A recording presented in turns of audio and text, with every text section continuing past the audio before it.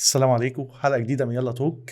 النهاردة معانا أبلة بسمة، واحدة من المؤثرين اللي بجد أكتر من 800 فيديو على اليوتيوب، كورسات مختلفة كلها في مجال التعليم أو التدريب، وإزاي أنت كمدرس أو إزاي كصانع محتوى تعليمي ممكن تقدم حاجة بشكل أفضل. أهلا بيك يا أبلة بسمة. اهلا بحضرتك. الحلقة النهاردة يعني طويلة، ممكن مش هنعرف نبتديها منين ولا منين، بس أكيد إن هي هتبقى فيها كلها معلومات مفيدة للناس اللي حابة تطور نفسها في مجال التعليم. تحبي بقى نبتدي من فين أو من أول إيه؟ ممكن ابتدي يعني أول حاجة ممكنة يعني من الاول خالص. خالص بالظبط. طيب، ممكن ابتدي بان انا كنت بكره الانجليزي وبكره التدريس. دي بداية أفلام كده. بالظبط.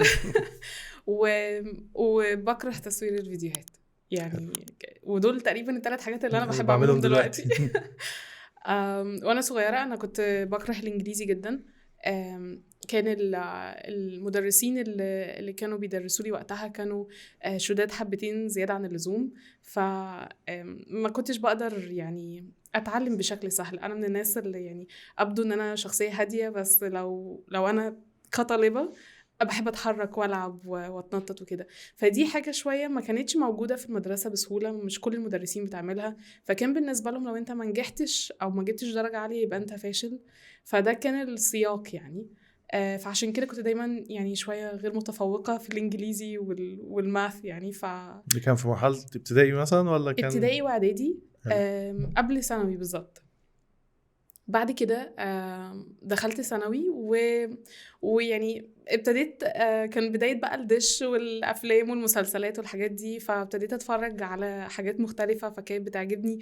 فابتديت ألاحظ إن أنا دايما ببص على الترجمة، وأنا حابة إن أنا أبص على التعبيرات بتاعت الشخصيات وهي بتتكلم وتربطي ما بين الاتنين اللي بالظبط. بيعملوا. فابتديت اشوف الحلقه بتاعت اي مسلسل او فيلم او كده، ابتدي اشوفها اكتر من مره ومره اجيبها بقى بالسبتايتلز بتاعتها. كان ليا ناس صحابي بقى كان عندهم النت وقتها، فقلت لهم طب انا عايزه الليركس بتاعت الاغنيه دي، عايزه السبتايتلز بتاعت الحلقه دي. فابتديت واحده واحده كمان لما ابتدى يبقى عندنا انترنت في البيت، ابتديت اجيبها انا بنفسي وابتديت اتعلم، ويبقى عندي نوت بوك كده ببتدي اخد فيه الكلمات الجديده. فابتدت تعجبني اظن دي يعني. من اقوى الطرق اصلا اللي ممكن الناس يعني اتعلمت بيها او يعني هي التجارب. اظن معظم الناس اللي بشوفها بدأت من الحتة دي. بالظبط. انا ما خدتش كورسات في الانجليزي، وكان المدرسه بتاعتي مدرسه عاديه.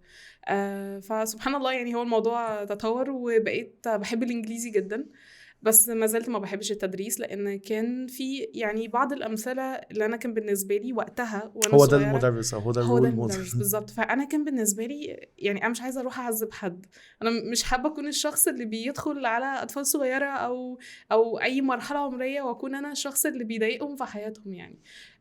بعد كده بس لما التحول ده، معلش، التحول ده اللي هو من بكره الانجليزي اللي بحب الانجليزي، الدافع فيه كان فكره ان انا يعني اكيد في وقتها ممكن ما كانش التفكير في كده، بس قصدي انت متخيله ان هو ممكن الدافع فيه ان هي انت بداتي من المشكله نفسها، يعني اللي هو حسيتي ان المشكله نفسها ان انا مش شاطره في الانجليزي، او الناس مش شايفه ان انا مش شاطره في الانجليزي، فدي مشكله انا عايز احلها في وقتها يعني. لا، ما كنتش بالوعي ده بصراحه يعني، ما اللي هو قصدي انت لا، انا لما طفله بترجعي يعني. بتفكري فيها من دلوقتي يعني انا بعقليه دلوقتي دلوقتي. اللي شايفاه اللي حصل وقتها ان زي اي حد في مرحله المراهقه هو عايز يحس بالتميز.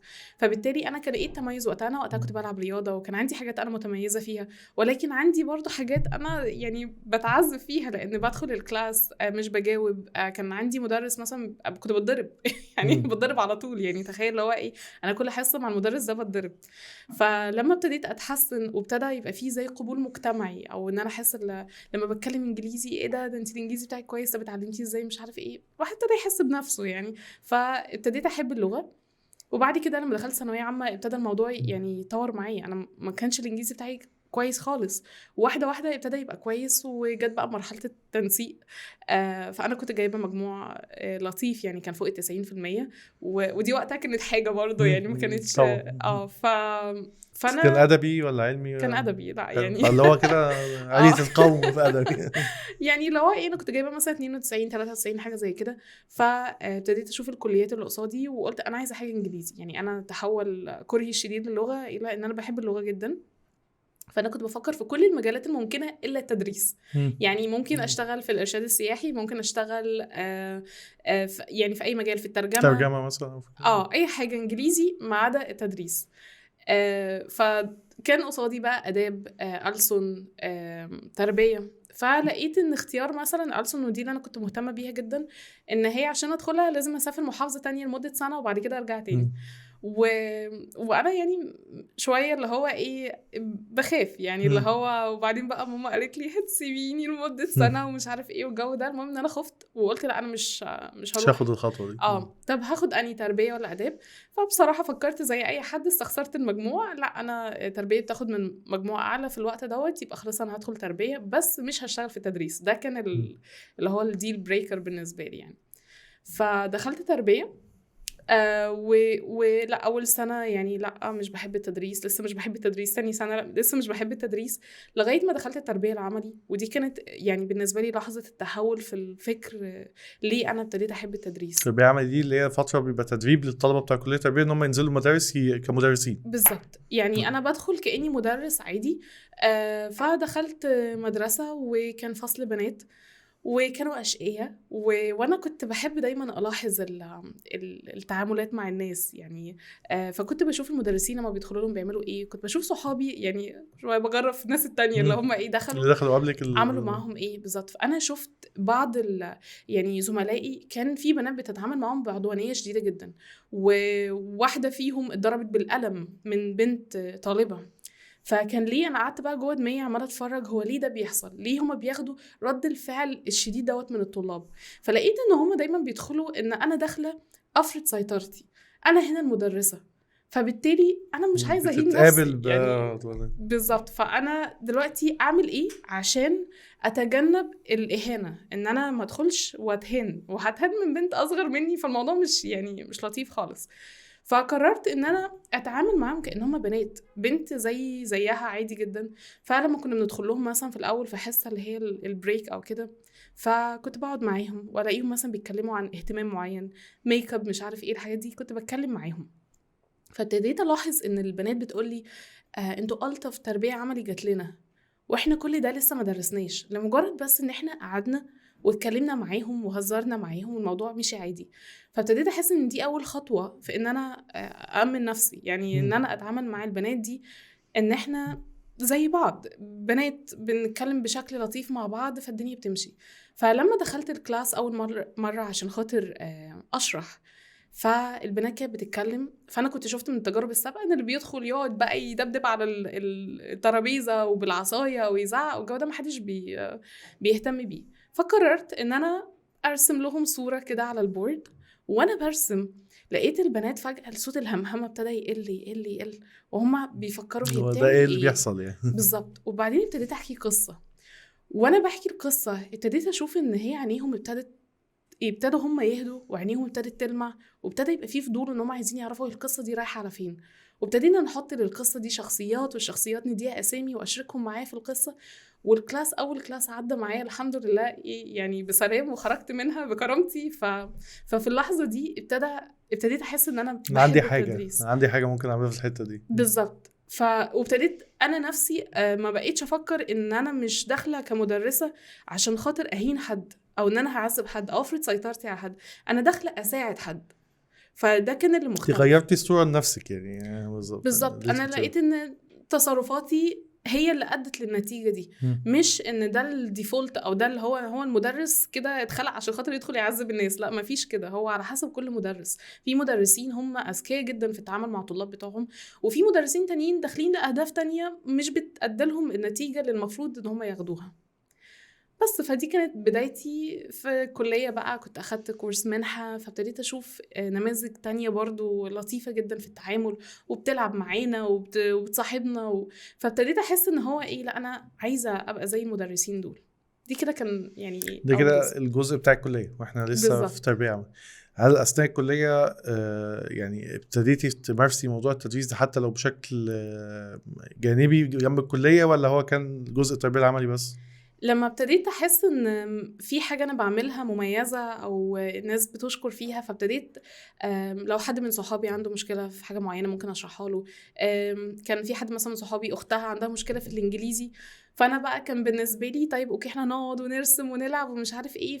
فابتدي الاحظ ان الشخص اتجاهه ناحيه الحاجه اللي كان بيكرهها ان انا فاهمه قد ايه ان حد ممكن يكون مش عارف يتكلم انجليزي عشان هو خايف. فبالتالي انا كان اول خطوه بالنسبه لي ان انا اامن الشخص ده، انا مش جاي اعذبك، احنا جايين نلعب ونهزر ونرسم مع بعض شويه حاجات، وهمشي معاك خطوه خطوه لغايه ما انت تتعلم والدنيا هتبقى تمام. وفجاه الولاد بيبتدوا فعلا يتعلموا. فدي كانت بعض التجارب اللي هو ايه اثناء الكليه يعني. لكن بعد الكليه انا ابتديت فتره تطوع كبيره يعني. كنت بحب في واحده من المؤسسات الخيريه يعني، كنت بنزل ادي فيها كورسات لغه، فكنت بتعامل مع ناس كتير بقى وفئات عمريه مختلفه وده اكيد جاب الثقه اكتر، ان هو خلاص انا اتعاملت مع عدد ناس كتير مختلفه، ما بقاش بس التجربه الواحده او الاثنين. فده ممكن يكون هو بدا يديك الثقه او الحب تاني لحته التدريس يعني. بالظبط. وبعدين انا كنت بتحط في مواقف يعني ما اعرفش انا يعني، في مواقف بتحصل معايا ما كنتش عارفه هل في مدرسين تانيين ممكن يحصل لهم حاجه زي كده ولا لا. يعني ان انا اروح المكان الاقي المكان قافل عشان خاطر الجيت كيبر هو نايم لسه. فطب هنعمل ايه في الوقت دوت؟ فانا مش هينفع افضل قاعده مستنيه مثلا نص ساعه عقبال ما الشخص يصحى وينزل يفتح لنا المكان. فكنت باخد الولاد بره، هم كده كده جايين، وكنا بنتقابل بدري، كنا بنتقابل مثلا 6 الصبح. فكنا بنقعد في الجنينه اللي بره وبنقعد كده على الارض وفي حبه رمله، فكانت الرمله دي بالنسبه لي خلاص هي دي الوايت بورد بتاعتي. فنقعد بقى نكتب عليها ونقعد نلعب مع بعض ونعمل اكتيفيتي، فالوقت بتاعنا ما يضيعش. فلما نيجي نطلع الكلاس بقى خلاص احنا بالفعل استفدنا بالجزء دوت. وده بعد كده ريفلكتد في الشغل بتاعي، ان احنا ابتدينا يعني لما ابتديت اشتغل في اكتر من جامعه وكده، كان في تقريبا نفس التحديات اللي كانت بتحصل لي في مرحله التطوع ابتديت اشوفها هناك، فدوت اداني القدره على ان انا احلها يعني. بدايه الكارير بقى الفعلي في التدريس جت ازاي؟ اول وظيفه ليا ما كانتش في التدريس. كانت انا حاولت ان انا ادخل في مجال التدريس، وكنت فاكره نفسي جامده جدا وهتقبل من اول وظيفه، لكن ما كانش ده بيحصل. وفي الاخر عشان خاطر المنحه اللي انا كنت بقولك عليها خدتها في الكليه دي ساعدتني ان انا اشتغل في واحده من الشركات الكبيره في خدمه العملاء. بس البروجكت بتاعي كان لايت جدا ومع شركه اليت قوي، فكان ما فيش اصلا حد بيتصل بينا. فانا كنت قاعده طول الوقت، انا كنت هتجنن يعني. احساس ان انت كل يوم بتروح الشغل قاعد كده ما بتعملش اي حاجه، شايف الناس حواليك بتشتغل وانت قاعد ما بتعملش حاجه. فالموضوع ده كان مضايقني، انا حاسه ان انا لا انا عايزه اعمل حاجه. فانا جوه دماغي شايفه نفسي واقفه جوه كلاس، شايفه نفسي بساعد ناس، بس الناس دي مش موجوده هنا، انا مش قاعده غير جنب التليفون قاعده مستنيه حد يتصل. فانا ما حبيتش الموضوع خالص. فقعدت اقدم على وظائف مختلفه، فكل وظيفه ادخلها كانت كنت كلها بترفض. مدارس يعني ولا كان حاجه تانية؟ كنت بقدم على سناتر اكتر. حلو. وجربت المدارس برضو. بس في المدارس المرتبات كانت وما زالت يعني. الموضوع كان صعب يعني. انا كانت مواصلاتي حتى كانت هتبقى اكبر من المرتب اللي هاخده من المدرسه. فده ما كانش برضو دافع يعني. انا مش عايزه اخد فلوس منهم في البيت عشان اروح الشغل، مش منطقي يعني. المفروض ان انا اروح الشغل عشان اخد فلوس مش العكس يعني. فبالتالي ابتديت اجرب السناتر، وكان في حتى سناتر مشهوره جدا في الوقت دوت، وكنت بترفض منها يعني. انا كل ما ادخل انترفيو اترفض يعني. في مكان مثلا اترفضت فيه قد 13 14 مره من نفس المكان، لدرجه ان لما كانوا بيكلموني في حد كلمك من عندنا قبل كده عشان انترفيو، اعمل نفسي عبيطه بقى ايه هو انتوا مين تاني، اعمل بقى اي كلام عشان خاطر الموضوع يعدي. بس كان ايه سبب الرفض؟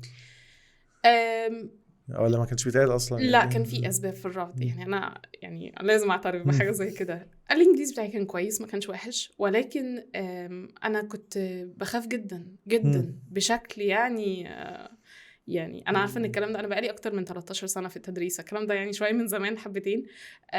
بس انا كنت بخاف وبتلجلج وبترعش ومش بعرف اكمل الجمله. احنا كمان احنا بنتكلم في الحاجات دي، وانا قاصد ان احنا نخش نتكلم في الحاجات دي عشان ده بيحصل دلوقتي مع ناس كتير يعني. هو حصل معاكي من 13 سنه، بس هو فعلا ده بيبقى عائق بالنسبه لناس كتير في شغلات كتير حتى مش في التدريس بس. فلا انت تغلبتي على الموضوع، فاحنا بناخدها دلوقتي من باب ان هو لا يعني لو انت بيحصل معاك كده فانت في ايديك ان انت يعني دي حاجه بتتطور، حاجه بتتعمل، مش لازم تبقى من الاول ما بتخافش يعني. ده حقيقي انا ما زلت بخاف يعني. انا لغايه اللحظه الحاليه لو بعمل اي حاجه جديده انا ممكن ما انامش من قبلها يعني. حاجات كتير قوي الواحد اتمنى ان بيجربها. يلا توك ما يبقاش من ضمنهم يعني. بص ما نمتش موضوع امبارح. بسيط اهو عادي والله. موضوع بسيط اهو. الوقوف قصاد الكاميرا مش حاجة سهلة، وخصوصا لو الشخص اصلا انتروفيرت، او يعني انا ممكن يبقى الناس شايفيني ايه ده، لا بتتنطط وبتروح وبتيجي ومش عارف ايه، ده جزء من شخصيتي. لكن جزء تاني ان انا بتحرك جدا وبخاف وبعرق بقى، واللي هو ايه خلاص مش قادرة، حتى الموضوع بيبقى صعب عليا. فانا كون ان انا ابقى في انترفيو، يعني انا افتكر في الكلية كان في امتحان شفوي والدكتورة بتسألني، مش عارفه اخد نفسي وانا بتكلم، لولا ان هي كانت يعني سيده طيبه جدا جدا ومحترمه قوي. فقامت سايبه المنهج اللي هي بتسالني فيه، وابتدت تقول لي انت ساكنه فين بقى، جيتي ازاي، كسرت مش عارف ايه. هي الرهبة. كلمتني بالانجليزي، وكان الهدف ان انا اتكلم بالانجليزي، ده كان اورال اكزام او اللي هو امتحانات الشفوي. فهي عايزه تشوف انا بعرف اتكلم انجليزي ولا لا. فلقيت ان انا يعني مرعوبه، فهي ابتدت تسالني في حاجات عامه جدا. لقيت ان انا تمام، نطق كويس، جرامر كويس، طب يلا يا بنتي مع السلامه. بس كده، بس كده. دي كانت واحده بالنسبه لي عظيمه، انا فاكراها لغايه دلوقتي، لان هي علمتني بشكل غير مباشر ان انا مش هدفي ان انا يعني اخوف الطالب اللي قصادي. هدفي ان انا اكسبه على قد ما اقدر عشان اوصل ان هو يقدر يستوعب مني المعلومه اللي انا بالظبط، بقولها بعد كده، عشان هو يوصل لهدفه في الاخر. بس فاحنا لما كنت بدخل الانترفيوز انا كنت بتلجلج كتير. بتكلم انجليزي كويس، بس لما تبقى انت شايف اللي قصادك يعني انا فاكره في اول انترفيو البنت كانت بتسالني الاتش ار، بتقولي ايه اهم صفه عند المدرس. فانا اتلجلجت شويه وتهتهت شويه، وبعد كده قمت قايله لها الثقه في النفس. وخدي بعدك وروحي يا بنتي. لو انت جاوبتي على نفسك. بالظبط يعني. فهي التطوع بقى ساعدني ان انا اشوف حاجات مختلفه، وابتديت لا اللي هو خلاص بقى انا عماله اترفض، خلاص بقى زهقت. فدخلت بقى باتيتيود يعني احنا بقى ايه، يلا كله هيروح. فانا كنت زهقت، كنت تعبت من الرفض. وجزء على فكره من الثقه من النفس بيجي من فكره اولا المعرفه، انا واثق في نفسي ان انا عارف عندي معلومه اقولها، والتجربه، يعني الاثنين بالظبط. مهمين. فبالتالي انا من غير ما اجرب، من غير ما اخش اعمل الموضوع، فهيبقى صعب. فاظن حاجه زي تطوع حتى لو مش شغل، هي اكيد فادت في حاجه زي كده بشكل كبير. بالظبط، هي فرقت بقى معايا كتير جدا، خصوصا لما ابتديت كل يوم بروح الاقي مشكله جديده. يوم النور قاطع، يوم اصل ما جابوش البروجيكتور، يوم اصل ما فيش ماركرز. فكل مشكله بتحصل كانت بتساعدني انا احط لها حلول بديله. فلما ولما ابتديت تحليها ده بيدي ثقه اكتر يعني. بالظبط. ولما اشوف بقى ان انا لما باجي ادخل الانترفيو او الديمو الاقي نفس الموقف اللي انا كنت لسه معديه بيه، فابتدي اطلع بالحل، فده بيديني ثقه اكتر ان انا عارفه. يعني ممكن الواحد يبقى عارف بس مش عارف انه عارف. فدي اللي بتفرق في ثقته في نفسه يعني. ايه اول انترفيو بقى اتقابلنا فيه، او يعني دخلنا هي ابتدينا نفس بيه؟ الشركه، حلو. وده كان انجاز. فضلنا نحاول فيها لحد ما جبنا. لا، واتقبلت بقى في الانترفيو اللي انا خلاص دخلت بقى اللي هو ايه، قبلتوني ما قبلتونيش خلاص انا مش فارق هزعل معايا. يعني. بالظبط. وهم كانوا بيلطعوني كمان وقت طويل جدا، يعني كانوا بيسيبوني مثلا احيانا بالساعه. ودي اتعلمت بعد كده ان انا ما ينفعش اسيب حد يسيبني منتظره وقت طويل كده يعني.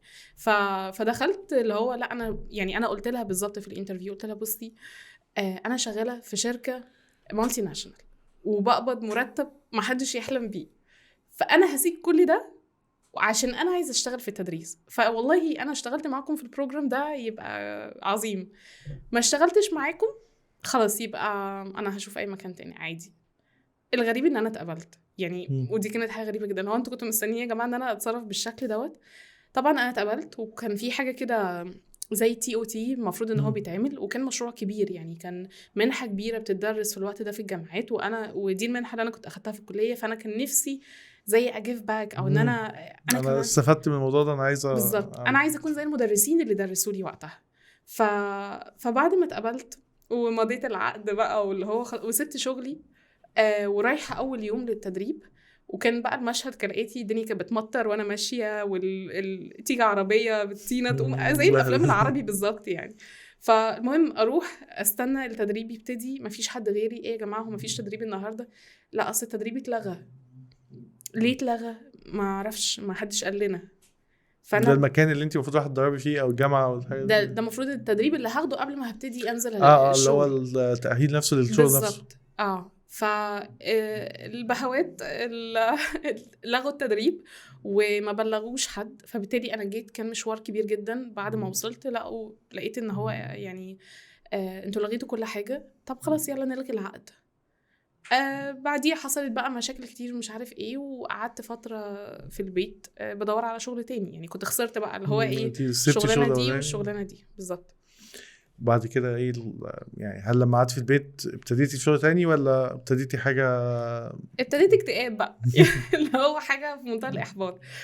بس بعد كده ربنا اكرم ان انا لقيت وظيفه في مكان تاني برضو في التدريس الانجليزي، وكانت في احد النقابات. كانوا بيعملوا زي كورسات كده للموظفين وابناء العاملين والحاجات دي. فدخلت اشتغلت اول كورس، ربنا كرمني وكان معايا 15 طالب. وفي بقى اللي هو عارف البروباجندا ده الكورس ده جامد، وده اخيرا عملوا كورس حلو في النقابه ومش عارف ايه وكده. فتاني كورس العدد زاد، يعني كان معايا مثلا 15 جه قد 30 40 واحد بيقدموا ان هم عايزين يكونوا معايا في الكورس. فكمكافأة على مجهودي العظيم اللي انا عملته معاهم هم قللوا مرتبي. جه السوبرفايزر قال لي والله انت كنتي بتاخدي كذا، المفروض ان انت تاخدي كذا، دي كانت غلطه. طب والناس اللي جايه يا جماعه الناس جايه على حسي، لا هو كده. ما كانش عندي ثقه في نفسي كفايه، فقررت ان انا اقبل. ودي كانت اخر مره يعني يحصل بقى اللي هو ايه ان حد يقلل في مرتبي كده بدون اي سبب وان انا اقبلها يعني. فاشتغلت معاهم كورس كمان، وبعد كده حسيت ان انا يعني مش متقدره، فقررت ان انا اسيب المكان. وبعد كده يعني انت يعتبر كده سبتي المكان خالص برضو قبل ما تبقى فيه حاجه جديده. انا بعمل الحركه العبيطه دي على طول يعني الصراحه 13 سنه بقى فاتوا، فيعني في تجارب كتير واحنا بنتعلم منها عشان نيجي نقولها هنا أيوة. كدرس نتعلم منه. بالظبط، يعني هو كان في اخطاء كتير الحقيقه. ايه الخطوه اللي بعد كده؟ قدمت في مكان كنت بدرس بقى الانجليزي لغير متحدثي اللغه العربيه او الانجليزيه. حلو. فهو لا فاهم عربي ولا فاهم انجليزي. الناس بقى بتاعت افريقيا الفرنساوي بالظبط ايوه، هو مثلا بيتكلم فرنساوي انا ما بتكلمش فرنساوي. م. فدي فرقت معايا كتير انها تشيل من دماغي المنتال بلوك بتاعت ان انا كمدرسه لازم استخدم العربي لتدريس المبتدئين. مع انا معايا هو حد ما بيتكلمش العربي ولا انجليزي، فكان لازم اتشقلب ان انا اوصل له الفكره بالشكل اللي يناسبه ويقدر يطبقها. بس هنا كان بيبقى تدريس بالانجليزي يعني او يعني اللي هو يعني على حسب مستوى كل واحد بيزك انجلش لحد ما اوصل معاه بس لطريقه من التواصل بشكل بالظبط. ما هو كل واحد بيدخل على المستوى بتاعه. لو حد مبتدئ يبقى احنا لسه بنتكلم ايه what's your name my name is كذا. انا قصدي يعني انا قصدي ان مفيش عربي وهو اصلا مفيش انجليزي فاللي هو يعني هو البيزك بتاعه انجلش لحد ما نوصل لليفل اعلى. فكان لازم بقى يعني ابقى بتنطط جوه الكلاس وبتشقلب عشان اوصل له الفكره ان هو يفهم في الاخر. وانا عارفه ان ده ما يعني ان هو انا كشكل ما يبانش ان انا ممكن اعمل حاجه زي كده، بس انا كنت بعمل اي حاجه واي حاجه توصل المعلومه. ارسم بقى، اتنطط، اقلد، امثل، اغني لهم، اعمل لهم اي حاجه. لغايه ما هم كانوا بيبقوا مبسوطين جدا، والحمد لله انا اترفدت من الوظيفه دي. يعني دي كانت يعني هو لما بيبسطوا هم مش عارفه يعني بصراحه انا اترفدت خطأ مني انا. كان الاتفاق ان انا كان في كورس انا حاجزاه بره، كورس تأهيل للمدربين وكده، وانا اتفقت مع السوبرفايزر ان قلت لها ان انا دافعه فلوس الكورس ده من قبل ما اشتغل معاكم، فالكورس ده لما هيبتدي انا هاخده. تمام. فهي وافقت، فانا خدت اجازه. وحصل ان وانا في الكورس دوت كان في كورس تاني انا عايز اخده، فانا قلت لها دلوقتي انا في كورس تاني عايز اخده. فهي قالت لي لا، يا الشغل يا الكورس. فانا ما عرفتش اعمل ايه. يعني انا برضو الكورس ده كان نازل عليه خصم ومع حد انا بحبه جدا، فكان بالنسبه لي يعني دي فرصه ما تتعوضش. فكان اختيار محير جدا، طب اخد الكورس ولا اكمل في الشغل. فقررت في الوقت ده ان انا لا، الفرصه دي انا ممكن ما الاقيهاش تاني، فانا هاخد الكورس وربنا بقى يعوض ايه في الشغل. فبالتالي هي قالت لي يلا مع السلامه، قلت لها مع السلامه وخلاص، ورحت خدت الكورس بالفعل. وبعد الكورس بقى اشتغلت يعني قصدي الكورس نفسه كان حاجه في نفس الكارير بتاعك، فكان حاجه بيفتح فرص جديده بشكل عام اكتر، يعني تدريب مدربين وكده، وانا كنت مهتمه جدا بالموضوع. وفعلا ان انا تعرضت لخبره ان انا اشوف ناس من باك جراوند مختلفه، بيدرسوا بشكل مختلف. الحاجات دي كلها ادتني يعني دي ساعدتني ان انا اخد الوظائف اللي جت بعدها. ده اللي قصدي عليه، ان هو كمان يعني انت في وقت ما انت مش بس بتحاولي تشتغلي على الموضوع، انت بتحاولي تزودي السكيلز او الحاجات اللي ممكن تزود opportunities اكتر بالظبط. او اكبر يعني. بالظبط، لان بعد كده اتقابلت مع ناس هم يعني قبلوني في الوظيفه عشان هم عارفين المدرب اللي انا خدت معاه وعارفين قد ايه هو حد كويس، فحبوا ان انا يعني ايه في حاجه مشتركه ما بيننا يعني. بس وبعد كده اتعينت في جامعه خاصه، يعني كان معهد خاص، كان جزء من سلسله جامعات خاصه يعني. والمكان ده كان مش عارفه لو انت شفت بقى مدرسه المشاغبين، فيلم Dangerous Minds، الحاجات دي انا عشتها بقى بحذافيرها. يعني حتى فيلم Dangerous Minds اللي هو بقى المخدرات والمش عارف ايه والحاجات دي، لا انا كنت في الكلاس يعني. اشتغلت في المكان ده طبعا اول فتره، يعني مش عارفه اقول لك كان بيتمسح بكرامتي الارض يعني. بعيد بقى الموضوع بتاع التربيه عملي بقى. بالظبط. مفيش يعني سيبك بقى ده. الانجليزي ولا تدريس ولا اي حاجه، انا كشخصيه كنت ضعيفه جدا. فكان اي حد في المكان، انا كنت بترفض من المكان ده تقريبا كل يوم. اي حد بقى ايه لو انت مش انت اللي انت عملتيه دوت، انت قلت لنا لا، طب يلا روحي بقى عندك استدعاء ولي امر عند المدير، حاجه زي كده. فكان اي حد في المكان يتضايق مني، الاقي كل يوم بقى عارف انت جو الشغل والحاجات اللطيفه اللي بتحصل فيه دي. ولغايه ما في مرحله كانت الريسبشنست مش طايقاني، وانا اصلا يعني انا باخد مرتب اقل من اي حد في الجامعه. اقل فئه بتاخد مرتب كانت المعيدين. يعني انا مش عايزه اقولك ان يعني ايه اي مهنه تانية المفروض ان المعيد بياخد مرتب اعلى منها، لا المهنه التانية كلها كانت بتاخد مرتب اعلى. فكان في نوع من الإهانة الغريبة جدا للمعيدين، والناس كانت بتترفض والناس كان بيتزعق لها، وبيتعاملوا معانا معاملة أسوأ من اللي بيعملوها لأي حد يعني.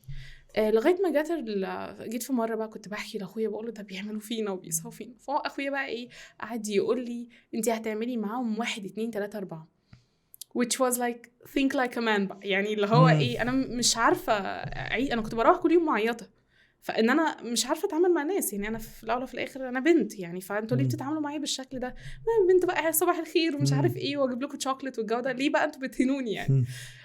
فقال لي بصي انت هتخشي تقولي لهم والله انا جايه عشان اعمل 1 2 3. ان انا في واحده من المواقف مثلا لقيت الريسبشنست بتيجي تقول لي كلمي السباك في التليفون قولي له تعالى يجي يصلح الحمام. انا اقول لك ايه يعني اللي هو الموضوع كان صعب جدا. فانا حسيت ان هو لا يعني ده مش من ضمن الجوب ديسكريبشن بتاعتي. انا مش جايه عشان كده، مش من ضمن اي جوب ديسكريبشن. يعني بالظبط دي مش من مهامي. فقررت ان انا لا مش هعمل كده، وابتدت الحرب تبتدي اكبر وخلاص. واخويا قال لي بص انت هتخشي تقولي لهم انا جايه هنا عشان ادرس، اي حاجه تانية بره التدريس انا مش هعملها. وابتديت اعمل كده وانا مرعوبه. فجينا بقى ابتدينا في التدريس فعلا، والسنه الدراسيه ابتدت والولاد يعني من الحاجات اللي خلتني احب التدريس جدا هو المكان ده اتعرضت فعلا زي مدرسه المشاغبين. هي نفس الستوريز تقريبا، هي يعني اول ولد جه يعرفني بنفسه قال لي انا فلان الفلاني، وانا السنه اللي فاتت دخلت بعربيتين مسلحتين وقفلت المكان ده. انت كده جاي بتعرفني بنفسك يعني؟ طيب اهلا وسهلا. كان بقى في ستوريز كتير. يعني كنت ابقى شايفه مثلا ولاد قاعده، يعني انا قاعده في المكتبه مع الستاف وابص من الشباك كده الاقي ولاد قاعده ماسكه ورق بتعمل حاجه غريبه. يعني انا مش عارفه ايه هي الحاجه اللي هم بيعملوها دي. فبعد كده بقى قعدوا يفهموني ده هم كده يعني سجاير مخدرات مش عارف ايه الحاجات دي في الجامعه عادي. في الجامعه عادي. ده انا كنت واقفه في كلاس وجوه الكلاس لقيت ولد دخل. الولد شكله يعني مش شايفنا اساسا وقعد. فانا بقى اللي هو ازيك وهاو ار يو مش عارف ايه، وانا عايشه في وعايش في هو ما بيردش. فايه يا جماعه؟ فبيبصوا لي كده والباقي الولاد يبصوا لي كده ويقولوا لي ايه يعني ايه ما تكلمهوش، يعني بيشاوروا لي كده من تحت لتحت اللي هو ايه كانه مش موجود. بعد ما خرج هو قعد شويه وخرج. ايه يا جماعه معلش هو تلاقيه بس واخد حاجه. موقف تاني كان في ولد في الامتحان فجأة لقيت سنانه جايبة زي دم وشفايفه جايبة دم، والولد شكله وهيغمى عليه وحالته صعبة جدا. فأنا بسرعة رحت طب خليك قاعد هنا وأنا هروح أجيب لك عصير أو حاجة. أنا مش عارفة بقى دي غيبوبة سكر ولا دي يعني مريض أو كده. فلقيت ولد تاني جاي بيقول لي سيبك منه، ده تلاقيه OD يعني، تلاقيه بقى اوفردوز بقى، واخد حاجه زياده عن اللزوم او كده. فبصراحه ده كان موقف بالنسبه لي انا معرفتش اتصرف ازاي. لقيت نفسي واقفه كده في شارع اتجاهين، يا اما لا خلاص انت بحالتك سيئه كده فانا هسيبك بقى تموت ولا يحصل لك اللي يحصل لك، او ان انا كده انا كده هتعامل ايا كان بقى او ان انا لا هروح اجيب لك حاجه تاكلها وتشربها، وانت انسان في الاول وفي الاخر. فرحت بالفعل جبت له الحاجه دي، وبعديها فتره لقيت الولد ماشي في المكان كويس وبقى تمام يعني. فلقيت ان انا كمدرسه انا ما ينفعش اتعامل مع الناس بشكل غير رحيم يعني، ان هم انا ما اعرفش ظروفهم ايه. لان الولد اللي انا قلت لك عليه في الاول اللي هو كان داخل بعربيات مسلحه، قال لي بعد كده لما اتعرفت عليهم اكتر، قال لي انا عملت كده بحمي واحد صاحبي، هددوه يعني في جانج او عصابه تانية كده في المكان، هددوه ان هم هيقتلوه هيعملوا فيه، فانا عملت كده عشان احمي صاحبي. فلقيت ان الولاد دي هم مش وحشين، هو بس السياق بتاعهم ظروفهم اتحطوا في environment كلها كده بشكل عام يعني. بالظبط، والكل بيعملهم على انهم كده يعني. كان احد الدكاتره الموجودين في المكان قال لي باللفظ كده، قال لي دول حثاله التعليم. فانا بالنسبه لي يعني ان انت تقول على انسان كلمه كبيره زي كده يعني، ما عندهمش حد ياخد بايديهم. لان من المواقف اللي حصلت بعدها ان انا قلت انا ماليش دعوه، هم ظروفهم سيئه جدا، بس انا هنا لازم اديهم اقصى ما عندي. فكان عندي كمبيوتر صغير كده ميني لابتوب وقتها كان طالع، فكنت حوشت يعني من المرتب اللي لا مرتب اللي انا كنت باخده وجبته. وكان عندي سماعات صغيره وكنت عايزه اسمعهم بقى حاجات، ما حدش بقى كان بيسمعهم حاجه ابدا. فانا كان بيبقى عندي محاضره قاعد فيها اكتر من 100 و150 طالب واحيانا 200، فده كان رقم مهول على حصه انجليزي، ده ما بتحصلش في اي مكان يعني. بس الولاد كانت بتحضر معايا، وكنت باخد الميني لابتوب ده واروح اعدي عليهم بنش عشان خاطر يسمعوا، عشان خاطر اكتب لهم الحاجه ويكرروا ورايا يعني، اللي هو اي حاجه دي امكانياتي اللي موجوده دلوقتي. فالدكاتره اللي كانوا موجودين وقتها اتضايقوا جدا مني لما شافوا الوضع ده. يعني طبعا اي حاجه كويسه بتعملها لازم تفاير باك يعني. فهم كانوا متخيلين ان انا بعمل كده علشان خاطر ادي للولاد دي دروس، لان اللي اكتشفته بعد كده ان هم بيدوا دروس. هو الواحد لما بيعمل حاجه بيظنها في الناس التانية. بالظبط. فهم افتكروا ان انا بعمل كده علشان خاطر اجيب الولاد عندي في الدروس بره، وانا لا كنت بدي دروس ولا عمري اديت دروس يعني. فهم عملوا ايه؟ دخلوا لصاحبة المعهد وقالوا لها دي مش ماشية على المنهج ودي مش عارف ايه، ومهم جابوا لي برضو نفس استدعاء ولي الامر بس عند صاحبة المكان يعني. وصاحبة المكان انا وقتها بقى كنت خلاص يعني شخصيتي بقت اشد، قلت لها بصي اعملي تحقيق، افتحي تحقيق وهاتي الطلبه واساليهم. انا ما بعملش حاجه مخروجش بره المنهج، انا كل اللي بعمله ان انا بحاول العبهم واعمل انشطه اقسمهم فرق مش اكتر من كده. فهي لقيت ان الموضوع كيدي فريحت دماغها والموضوع انتهى. فالدكاتره دخلت طردتني من السيشن. انا كنت واقفه دخل السيشن بتاعتك وانا واقفه في وسط الطلبه يعني منتهى الكرامه يعني. فقالوا لي ايه يلا طلعي انتي بره، روحي انتي اقعدي كده للناس المتاخره، يبقى انتي اديهم هناك، وخرجوني وانا في وسط الشرح مع الطلاب. فاللي حصل ان وانا خارجه خلاص اوكي ماشي، وخدت شنطتي وحاجتي وماشيه، وانا ماشيه بقى سمعت تك تك تك ورايا كده. فببص الاقي الدفعه كلها اللي كانت قاعده معايا جوه الكلاس خارجه ورايا رايحه الكلاس التاني ورايا، في حين ان الثلاث دكاتره واقفين وعلى وشهم نظره استغراب هو ايه اللي حاصل. فالولاد دي بعد كده بقى الاقي احنا كنا في الدور الارضي، فكان في شبابيك كبيره كده، وكنا ابتدينا نحط بقى قواعد يعني. بعد ما كان الاول عارف مدرسة المشاغبين لما كان بتقول لهم ها فين الكراريس فيفتحوا جايبين ورقه وجايبين قلم، هم كانوا بقى يعملوا معايا كده. الاول ما كانوش بيجوا باي حاجه، بقوا يجيبوا بقى ورقه وقلم، والاقي ولد مش طب انا مش هدخله. الطبيعي ان هم بيبلطجوا على هيئه التدريس، لكن اللي كان بيحصل خلاص ماشي انا بحترمك والله وانا عايزه احضر، فكان يلف من الناحيه التانية ويجي يقعد على الشباك عشان خاطر يكتب ورايا يقول لي هو انا ما عايزه دخلش استفيد. بس هو بالظبط هم حسوا ان في حد في المكان ده بيهتم بيحاول بيهم، يعمل حاجه لمصلحتهم يعني. بالظبط. فدي كانت يعني رحلتي في المكان دوت لغايه ما وكملت لحد فين الرحله؟ انا كنت عايزه اعمل دراسات عليا، فكنت بحوش، كنت باخد 800 جنيه من المكان يعني قعدت سنه كامله. دي كان في سنه كام تقريبا؟ لا ده كان زمان يعني، مثلا هنقول من الكلام ده من 8 سنين حاجه يعني من بعيد قوي يعني. فانا كنت بحوش في مرتب وعايزه اخد الدراسات العليا. فسبحان الله قعدت اشتغل حوالي سنه كامله، وفي الاخر جات لي وظيفه مده مثلا شهر شهرين اخدت بيها كل الفلوس اللي انا محتاجاها للدراسات العليا في الوقت ده. يعني انا كنت بحوش عشان خاطر مصاريف الدراسات العليا ومصاريف مواصلاتي بقى وكل حاجه، عشان لو معرفتش اشتغل جنبها. فانا بحوش لسنه كامله، لتكليف سنه كامله. فبعد السنه دي ربنا جاب لي الحاجه كده يعني.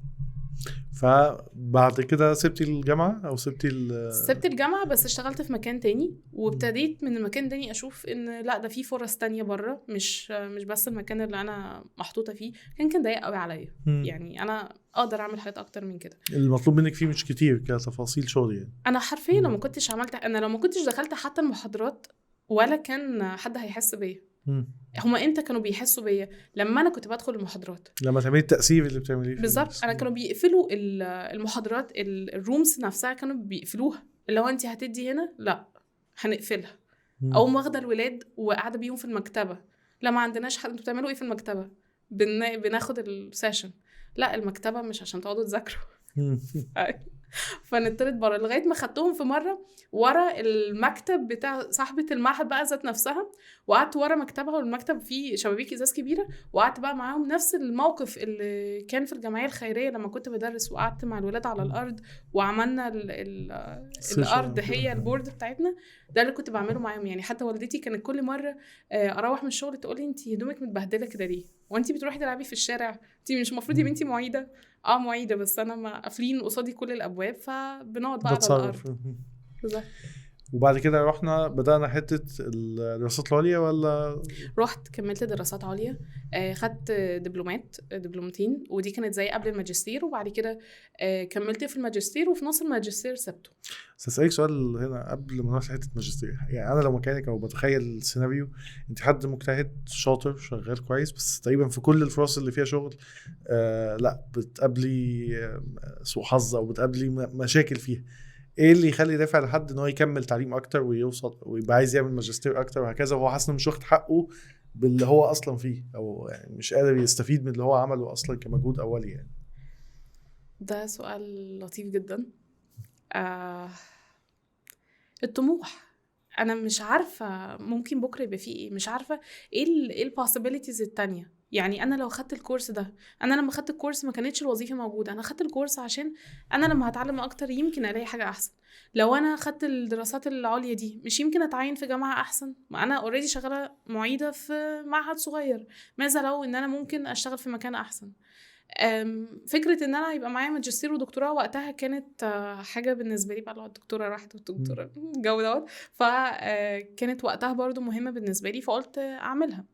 وده جزء ويمشي مع اللي احنا يعني دايما الناس بتتكلم عليه، حته ان انت حتى لو حظك لسه مش كويس كمل شغل، لان هو ده اللي هيديك فرص تانية او حظوظ تانية. لكن لو وقفت مكانك وقلت لا خلاص، يعني لو انت رحتي قعدتي في البيت وقلتي لا مش جايبه همها بقى، ولا ان انا اتعلم تاني، ولا ان انا احاول تاني، اكيد ما كنتش هتعملي يعني، او كنتش هتكملي في الفرص اللي ممكن تجيلك يعني.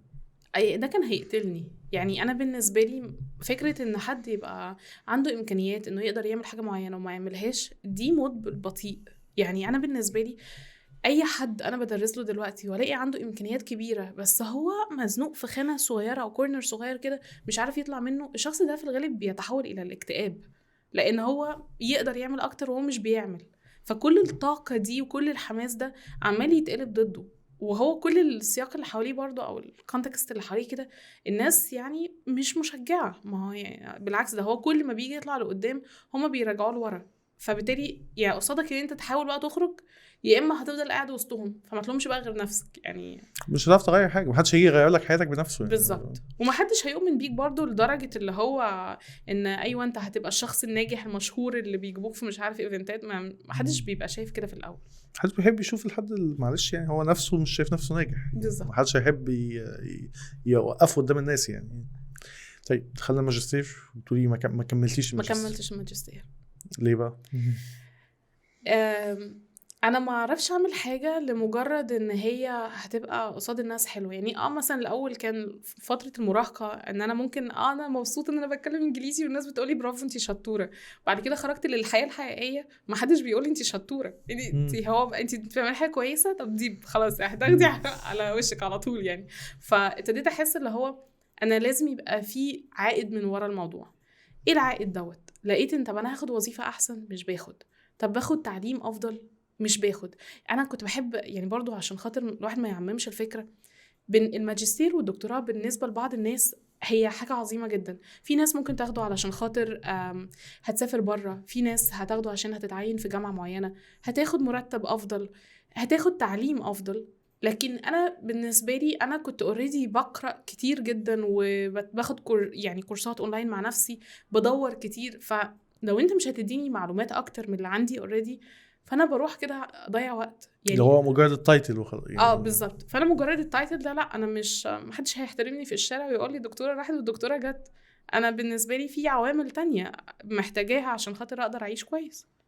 وهو ده الاساس الموضوع، ان انا يعني لو انت دكتوره واحد والدكتوره جت ومفيش النو هاو بتاعت ازاي ان انا هتعامل مع التفاصيل والشغل والسكيلز دي، مفيش بقى. انت نفسك مش هتقدري تاخدي ثقتك في نفسك انك تخشي ده مكان حقيقي، وتتعاملي بالشكل ده ده. حقيقي. وفي الوقت ده انا كنت بعمل كمان تافل شيب، فابتديت اشوف الموضوع من منظور مختلف واقابل مدرسين من باك جراوندز مختلفه.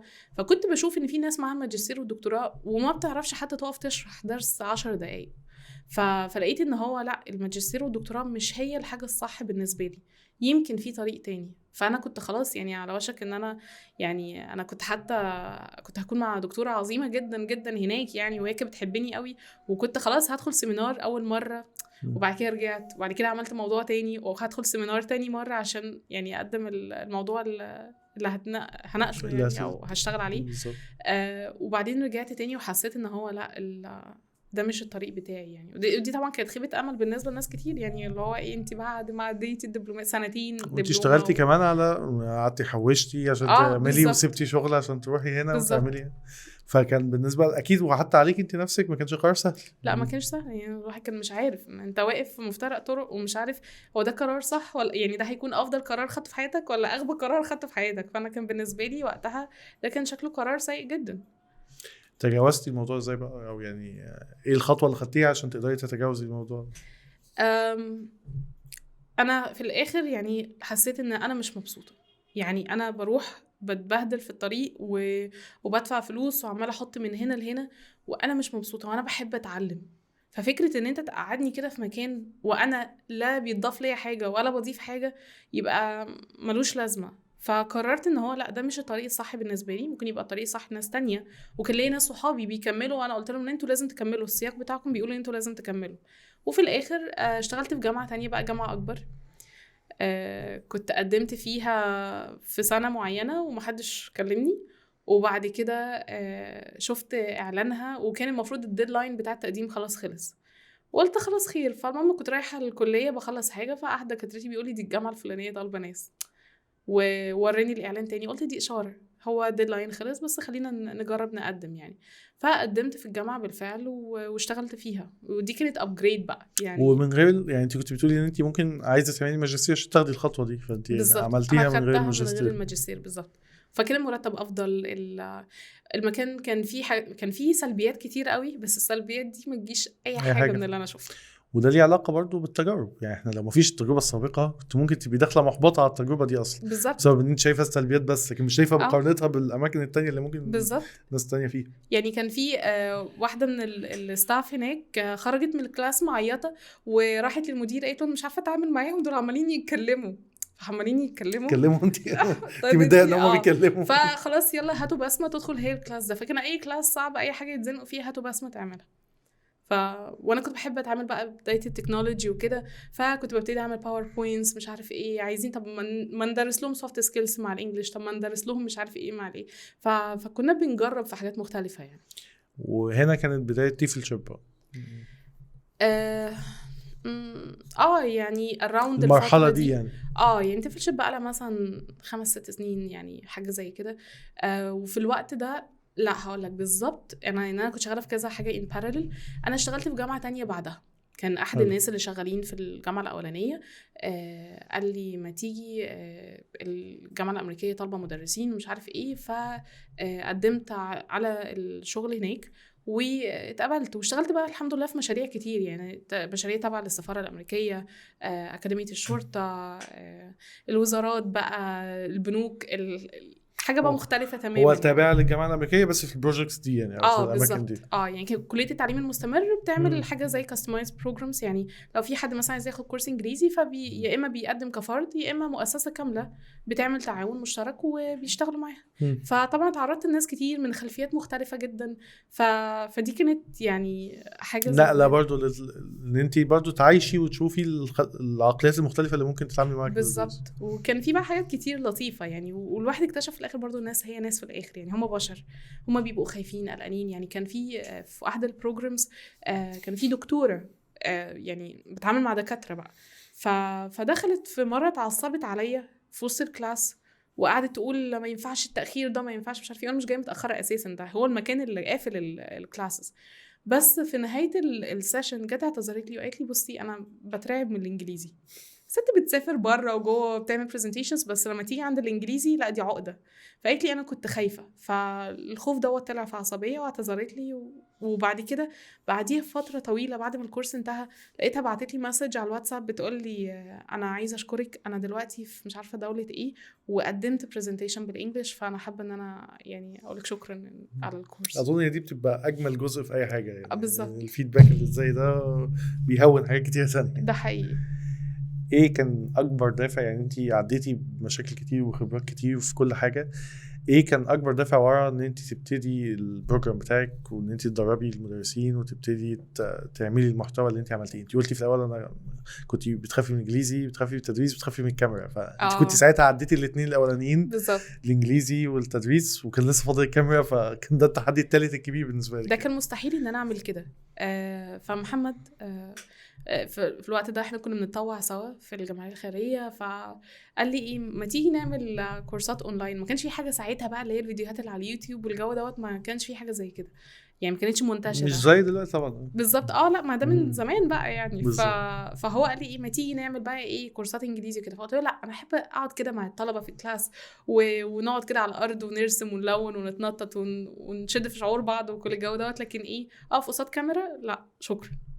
فالمهم هو قعد يعني ايه من هنا لهنا ويعيد الموضوع اكتر من مره ومش عارف ايه، طيب يلا بينا نختار ايه. فقلت له بص الانجليزي كتير مصادره كتير، لكن في الوقت دوت ما كانش فيه مصادر كتير لتأهيل المدرسين، وانا اوريدي فاهمه يعني قد ايه مدرس ممكن يتعب ويقابل صعوبات كتير ومحدش يقف جنبه. فقلت له احنا ممكن نتكلم في التدريس.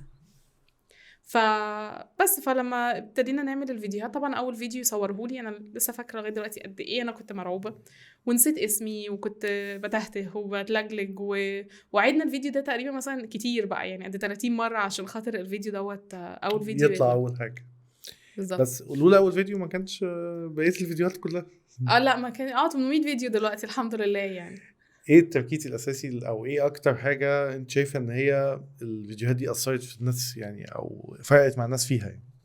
احنا الاول عملناها بنيه ان المدرسين اللي عايشه بعيد مش جنب محافظه القاهره يعني بيبقى كان في ساعتها كورس واحد كان غالي جدا حاجه 30,000 واللي يقدر ياخده المقتدر ماديا واللي عايش جوه القاهره، لكن باقي المدرسين اللي بيعانوا في كل حتة تانية مين اللي هيساعدهم؟ ما كانش في حاجة في الوقت دوت، وفكرة بقى الكورسات الأونلاين والحاجات دي ما كانتش منتشرة زي دلوقتي.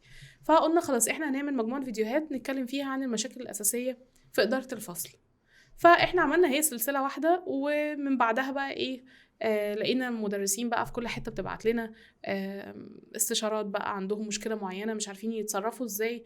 ابتدينا نقدم بقى على مسابقات، عملنا موقع في الوقت دوت للكورسات وخدنا بيه يعني جوائز وكده طيب هو كان الكورس نفسه او الفيديوهات قصدي نفسها هي كلها بتدور حوالين ان انا اخد مدرس مثلا ممكن يكون كويس في مادته بس عنده مشاكل في الحاجات التانية، السكيلز التانية او السوفت سكيلز التانية اللي ممكن تخليه يقدم المادة بشكل كويس او يتعامل مع طلبة او يتعامل مع كلاس روم في مجموعة من الطلبة. صح كده ولا؟ اول مجموعه كورسات نزلت هي كانت بتتكلم في اداره الفصل. دي كانت اكتر نقطه ألم بالنسبه للمدرسين، اللي هو المواقف اللي زي اللي انتوا تعرضتوا لها في بداية التربية العملي وهكذا. بالظبط، ان في الاخر انا مش عايزه مدرس يدخل حد يعني يشتمه ويزعق له ويضربه، يعني مش كده يعني. احنا برضو في الاول وفي الاخر انا بشوف ان مهنه التدريس دي من اهم واعظم المهن، وان الناس دي يعني بتسيب بيوتها وبتسيب اهلها عشان تقعد مع ناس غريبه تساعدها، فما ينفعش ان ده يكون المقابل.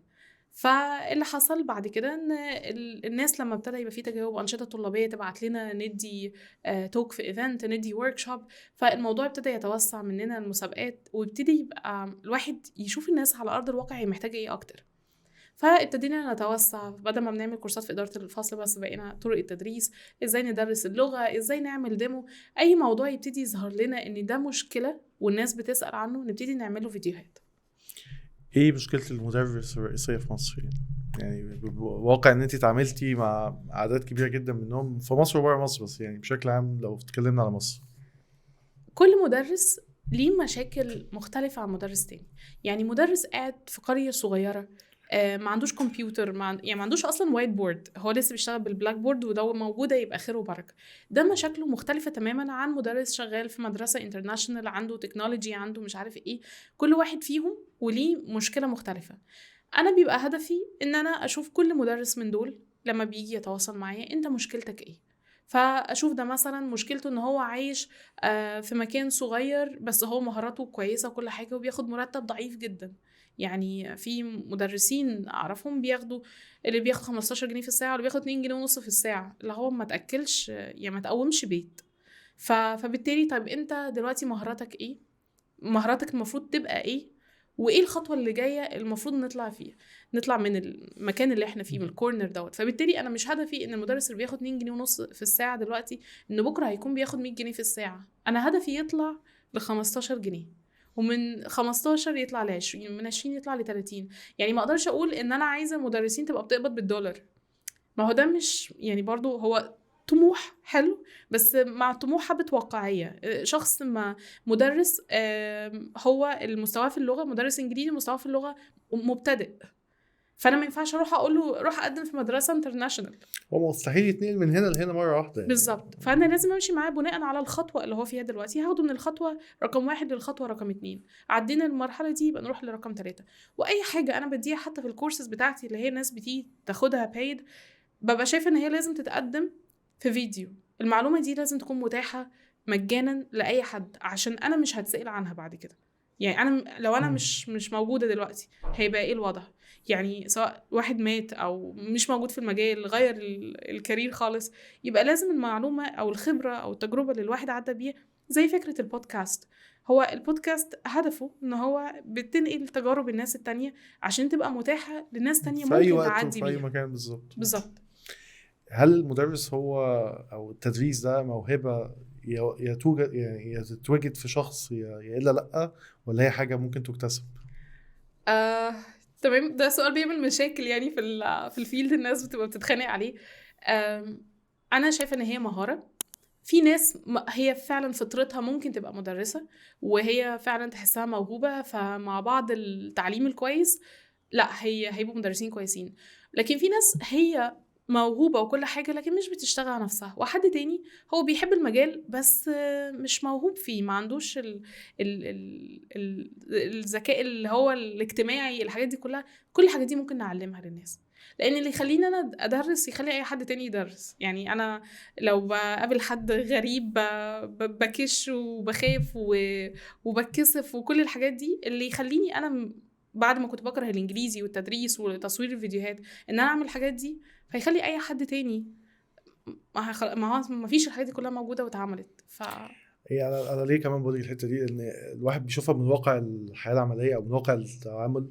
يعني مثلا على سبيل المثال في طب وفي هندسه، هو في حد بيخرج مهندس شاطر اول دفعه فبيبقى معيد، مش جاي من تربيه او مش جاي من حد اتدرب يعني ايه مدرس او اتدرب يعني ايه يشرح، بيبقى باين قوي يعني احنا بنشوفها اللي هو في معيد شاطر قوي بس شاطر كمهندس لكن انك تشرح المعلومه دي كونسبت مختلف ليه حاجه مختلفه فمش دايما بيبقى الناس عندها الملكه دي او الحته دي فعشان كده كان حتى نقاش مره مع معيد عندي في الكليه قال لي انا ما بحبش تدريس يعني انا ماشي انا اول دفعه وي بس انا في الاخر انا عارف التفاصيل دي انا عايز اشتغل فيها في الموضوع بس هو بيشتغل معيد لمجرد ان دي الفرصه اللي موجوده حاليا فده اصل سؤالي حته ان هو طيب هو لو كده يبقى هل في خطوات معينه زي ما احنا قلنا من شويه بعيدا عن ان هي تنقل مستوى الليفل بتاعه كتدريس بس اللي هي ممكن تاخد حد شاطر في الماده العلميه بتاعته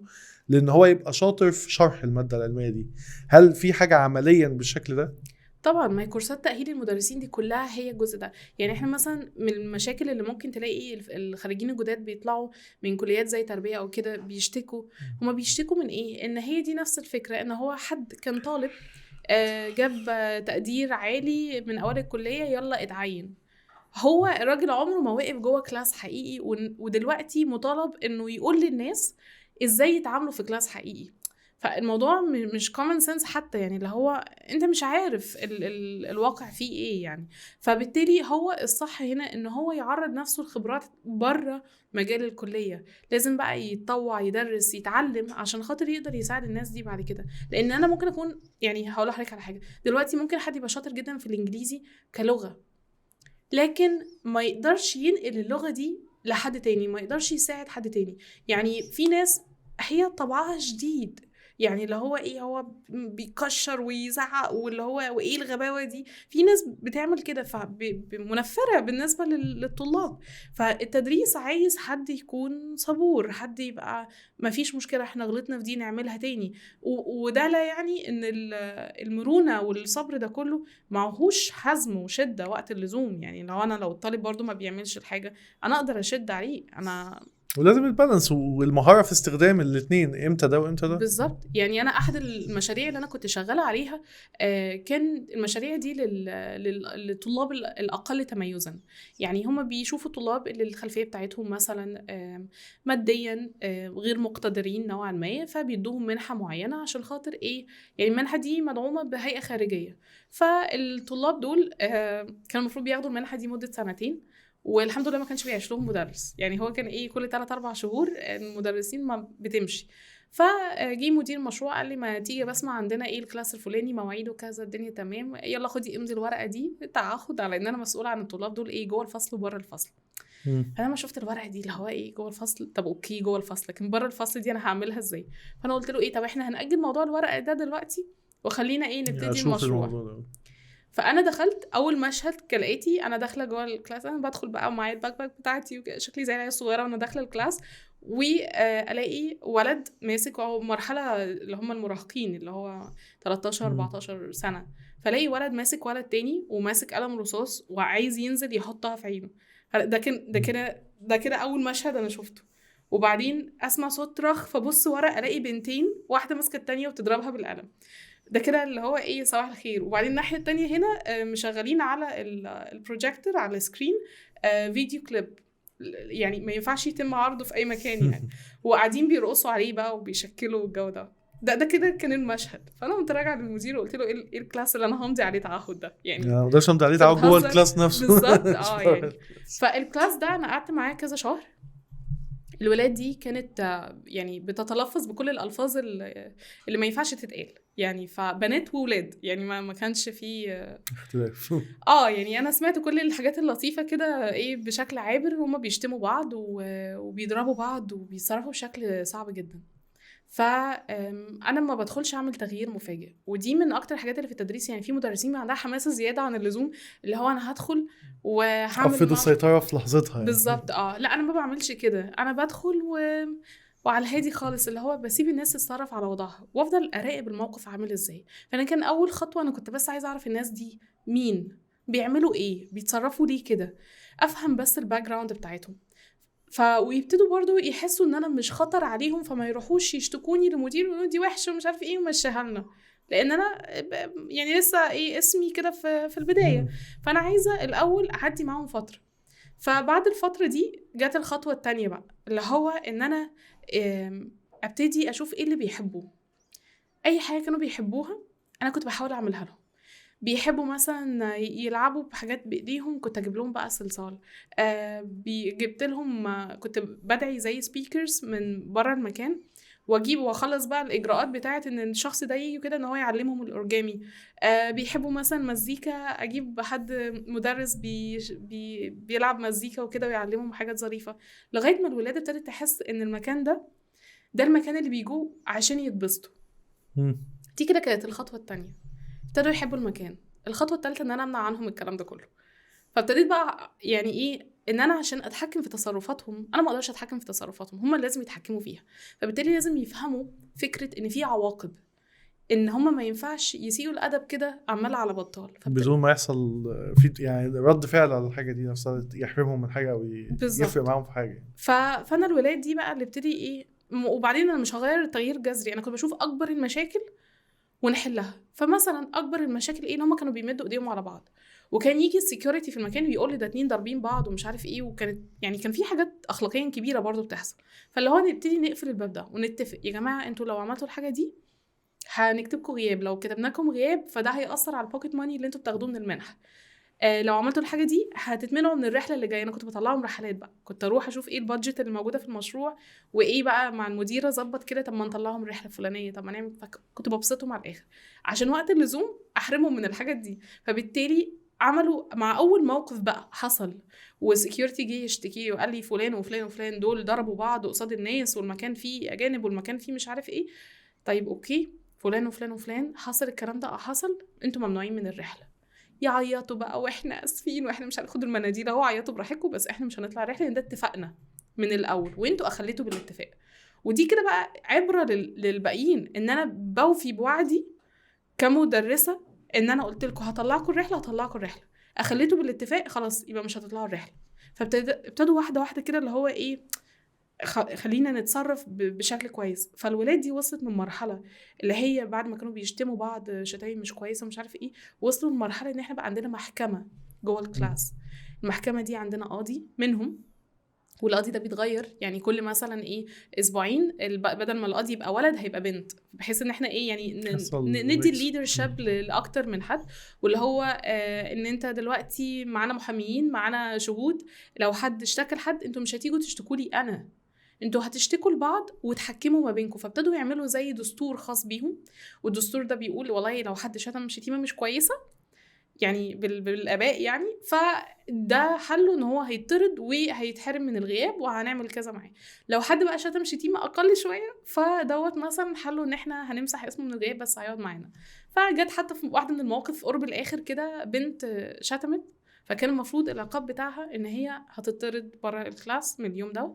فبدل ما هي قالت لا هتقوموا المحكمه ولا هنجيب القاضي، انا اسفه انا بعتذر، واخدت شنطتها وخرجت وهي بتعيط، والكلاس كله في الوقت ده كان بيسقف لها.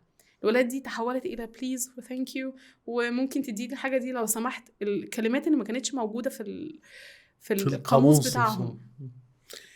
والتجربه دي كانت تجربه في عز ما انت شغاله اصلا على الحته دي مع المدرسين. جزء المدرسين ده كان خلاص جزء تطوعي بالنسبه لي انا بعمله، بعمل الفيديوهات، بنزل ورك شوبس، بيتم دعوتنا بقى في المحافظات، مثلا في المنوفيه في اسكندريه تعالي ادي ورك شوب للمدرسين هناك. فده اللي احنا كنا بنعمله وقتها يعني. فالموضوع تحول شويه بقى شبه شركه او يعني كيان او ستارت اب او هكذا.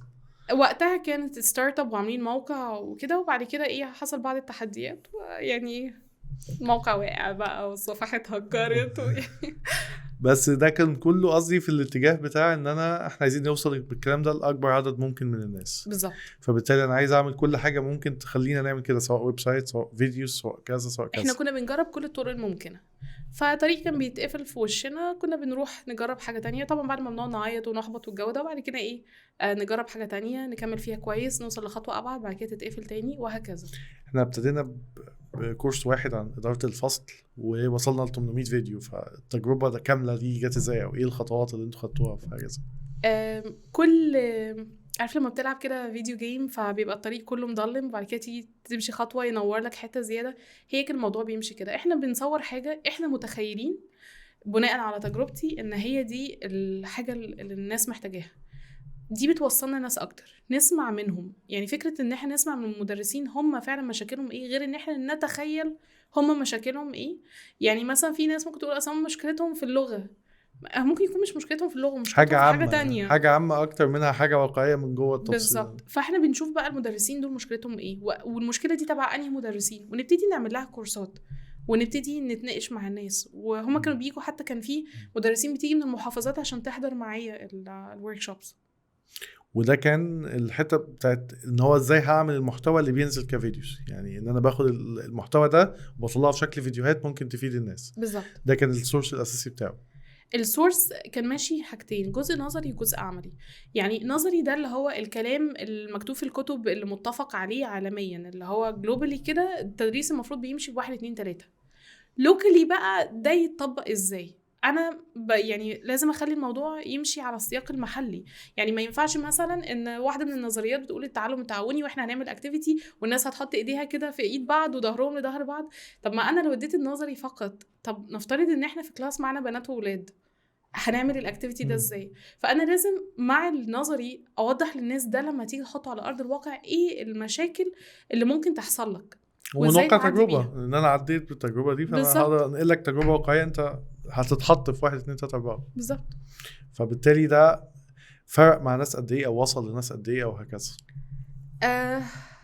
وصل لناس قد ايه يعني كارقام؟ بالظبط. يعني انا سمعت ارقام كتير عن الحاجات اللي انتوا عملتوها وكعدد الفيديوهات وكده، فلا عايز اخد منك يعني تفاصيل اكتر، قد ايه ده اثر في ناس مختلفه ومن بلاد مختلفه يعني هو لو احنا بنتكلم سوشيال ميديا وايز، يعني القناه دلوقتي عليها اكتر من 30,000 مدرس، و كمشاهدات اكتر من 1,000,000 مشاهده. القناة يوميا، يعني لما بشوف الإحصائيات اللي عليها وكده بلاقي إن بيبقى فيه أكتر من 2000 و 3000 فيو في اليوم الواحد. ففي يعني ده كده مثلا في 2000 شخص قاعد بيتفرج على القناة في الوقت اللي أنا ممكن أكون مثلا بعمل فيه حاجة تانية. إحنا كان عندنا صفحة كبيرة بس الله يرحمها بقى يعني اتهكرت. كان معانا تيم وكده، واحد افراد التيم الاكونت الكمبيوتر بتاعه اتهكر. حصلت حاجه زي كده وهي كانت معانا على الصفح، وصحيت في يوم لقيت ان انا مطروده من صفحه الفيسبوك بتاعتنا واليوتيوب شانل، ويعني كل حاجه كانت ضاعت بما فيهم اليوتيوب شانل بتاع بما دلوقتي. فيهم القناه. ما لقيتش نفسي عليها، فانا قعدت كده قصاد الكمبيوتر لسه صاحي من النوم، خدت الخبر قعدت كده دخلت اشوف الكلام ده اللي انا سامعاه ده حقيقي ولا لا. فلقيت ان انا فعلا بره كل الكلام ده. فقعدت قلت انا لله وانا اليه راجعون، والله يعوض بقى على كل شغل السنين اللي فاتت دي. لولا ستر الله ان محمد كان لسه على القناه، فخرج الاكونت اللي هو المتهكر ده على طول ورجعني تاني عليها. بس الصفح ما رجعتش، يعني الصفح دي كانت وصلت عدد اكبر، يعني 60-70 الف حاجه زي كده. ايه الطموح اللي لسه عايزين تعملوه في الفيديوز بشكل عام واوفر اول في الحته بتاعه تاهيل المدرسين؟ يعني هو ده سؤال صعب شويه بالنسبه لي. لان انا يعني ممكن اقول لك ان انا نفسي ان القناه توصل لكل الناس اللي مهتمه بحاجه زي كده.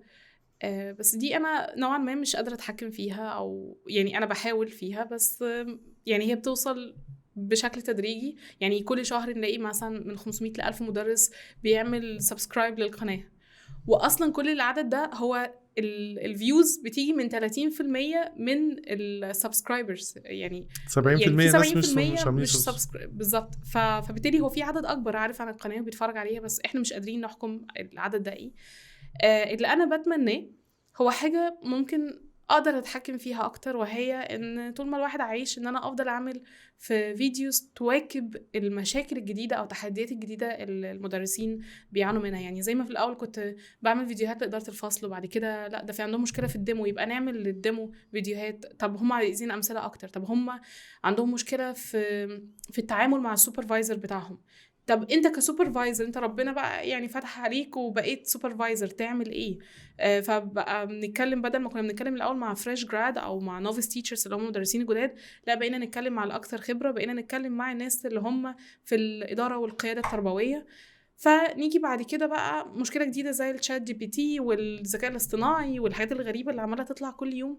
فانا نفسي اكون يعني من لها. يعني هو لو انا ما عملتش الحاجه دي انا ما ينفعش افكر ان في غيري هيعملها، لازم انا اللي اعملها. طالما هي انا قادر اعمل الحاجه دي، كل ما هو ممكن ان انا اضيفه في الحته دي احاول بالظبط. اعمله يعني انا طول ما انا عايشه، فانا اتمنى ان انا يبقى اي حاجه بتطلع جديده فيها تحدي للمدرسين، او ممكن تاخد المدرسين في حته ابعد، فاتمنى اكون انا يعني اول من يعملها يعني. هل المدرسين بشكل عام كده لو خدناها مظلومين في مصر؟ لا، ما اقدرش اقول كده، لان كل مكان وكل بلد ليه التحديات بتاعته.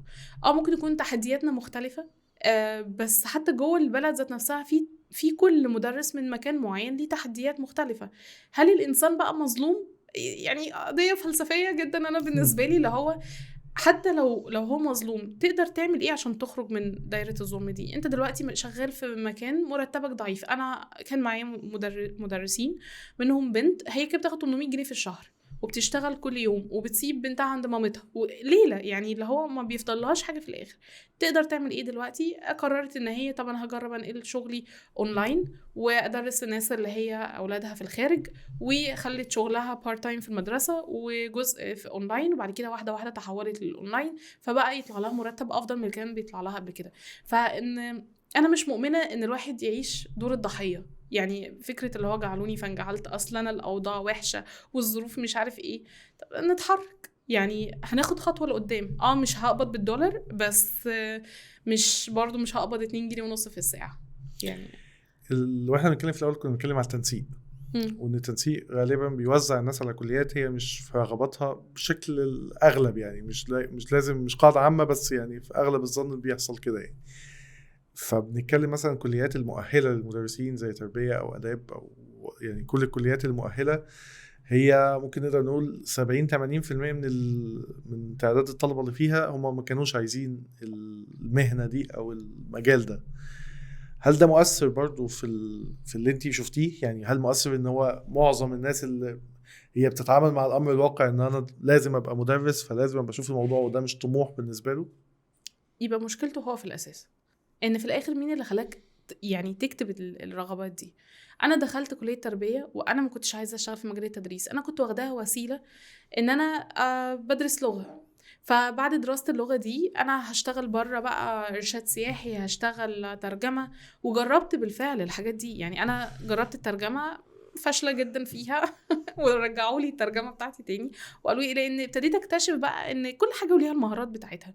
فالمترجم دوت لازم يكون كويس في الانجليزي وكويس في العربي، ويعرف ينقل ما بين اللغتين في السياق اللي هو بيترجم فيه.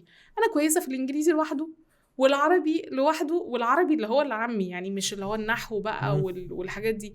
فبالتالي لما جربت وفشلت، فابتديت افهم ان انا لازم اتعلم الحاجات دي. هل انا عندي رغبه ان انا اتعلم الحاجات دي؟ لقيت انا مش حباها، مش دي الحاجه اللي ملائمه لشخصيتي. فبالتالي خلاص، يبقى انا عملت كده اللي هو ايه، زي كانها تشيك ليست كده، وانا بجرب حاجات كتير، مش عشان خاطر حتى ان انا اوصل للحاجه اللي انا عايزاها، ممكن يكون عشان على الاقل احيد، استبعد الحاجات اللي مش هتبقى بالظبط. مناسبه يعني. فانا لقيت ان انا مش مهتمه بالترجمه. طب نجرب حاجه كده في الارشاد السياحي مش عارف ايه، ما حسيتهاش قوي. وكان ليها برضو في الوقت ده يعني فكره ان انا ايه، هسيب اهلي، طب انا هروح فين؟ ما حسيتهاش برضو، ما كانتش مناسبه. يعني احيانا كده الواحد احلام الطفوله دي ما بتبقاش واقعية، والواحد برضو مش فاهم نفسه. فتبتدي بقى واحدة واحدة تفهم انت بتحب ايه، ما بتحبش ايه اللي مناسب ليك دلوقتي في حياتك، وتبتدي تغير على اساسه. جزء من اللي كنا بنتكلم في حته التنسيق، ان هي مش الكليات بتبقى غالبا رغبه تانية او ثالثه للاشخاص اللي داخلها عشان مسمى كليات القمه، يعني او مسمى الحاجه اللي هي حاجه اعلى من حاجه. والناس عايز يخش هندسه مش عارف هو هيعمل ايه، بس مجرد ان هي دي انا مجموعي يجيب هندسه، او ان انا اخش ينفع اخش هندسه.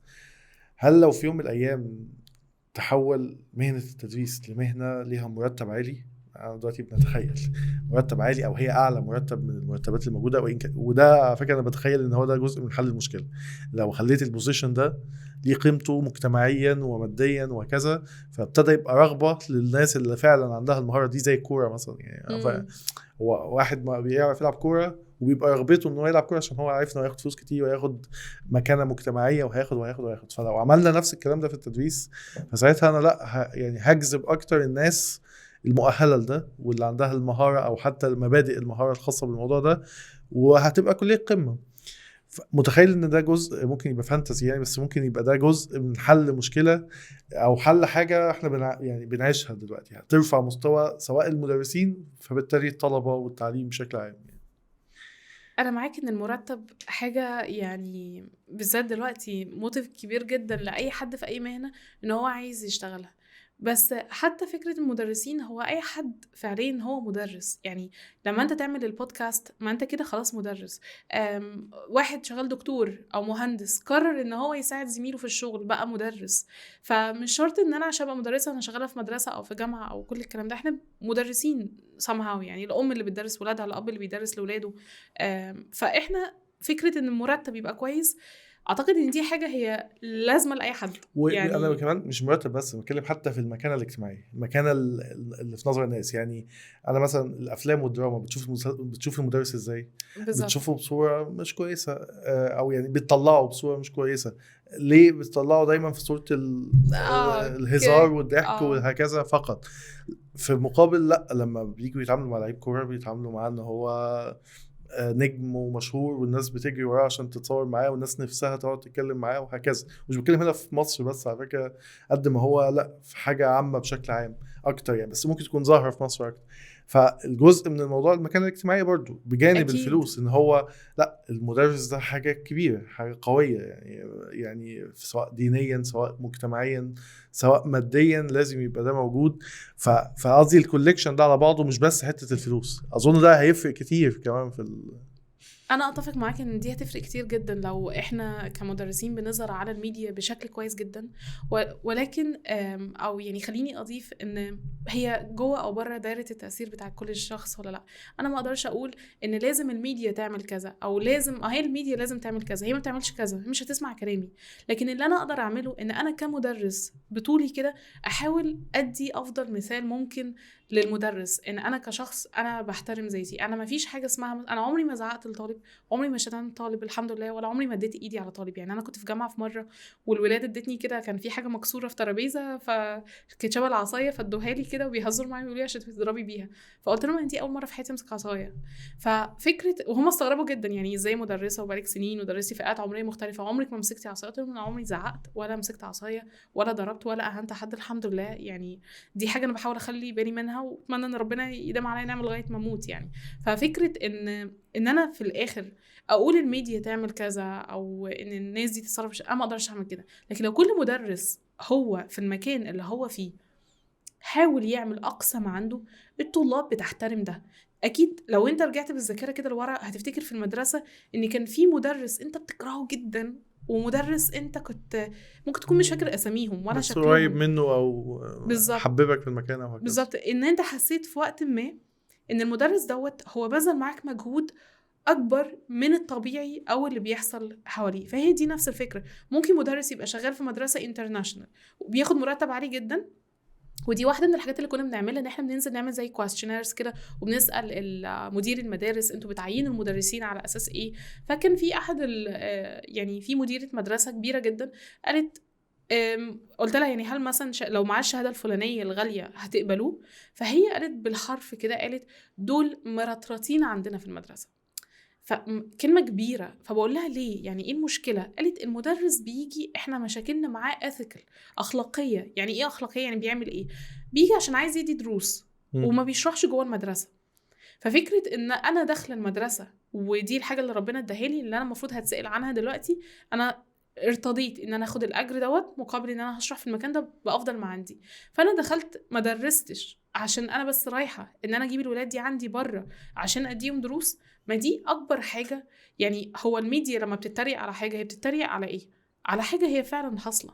فانا بالتالي دوري ان انا ما اعملش الحاجه دي، انا كفرد ما اعملش الحاجه دي.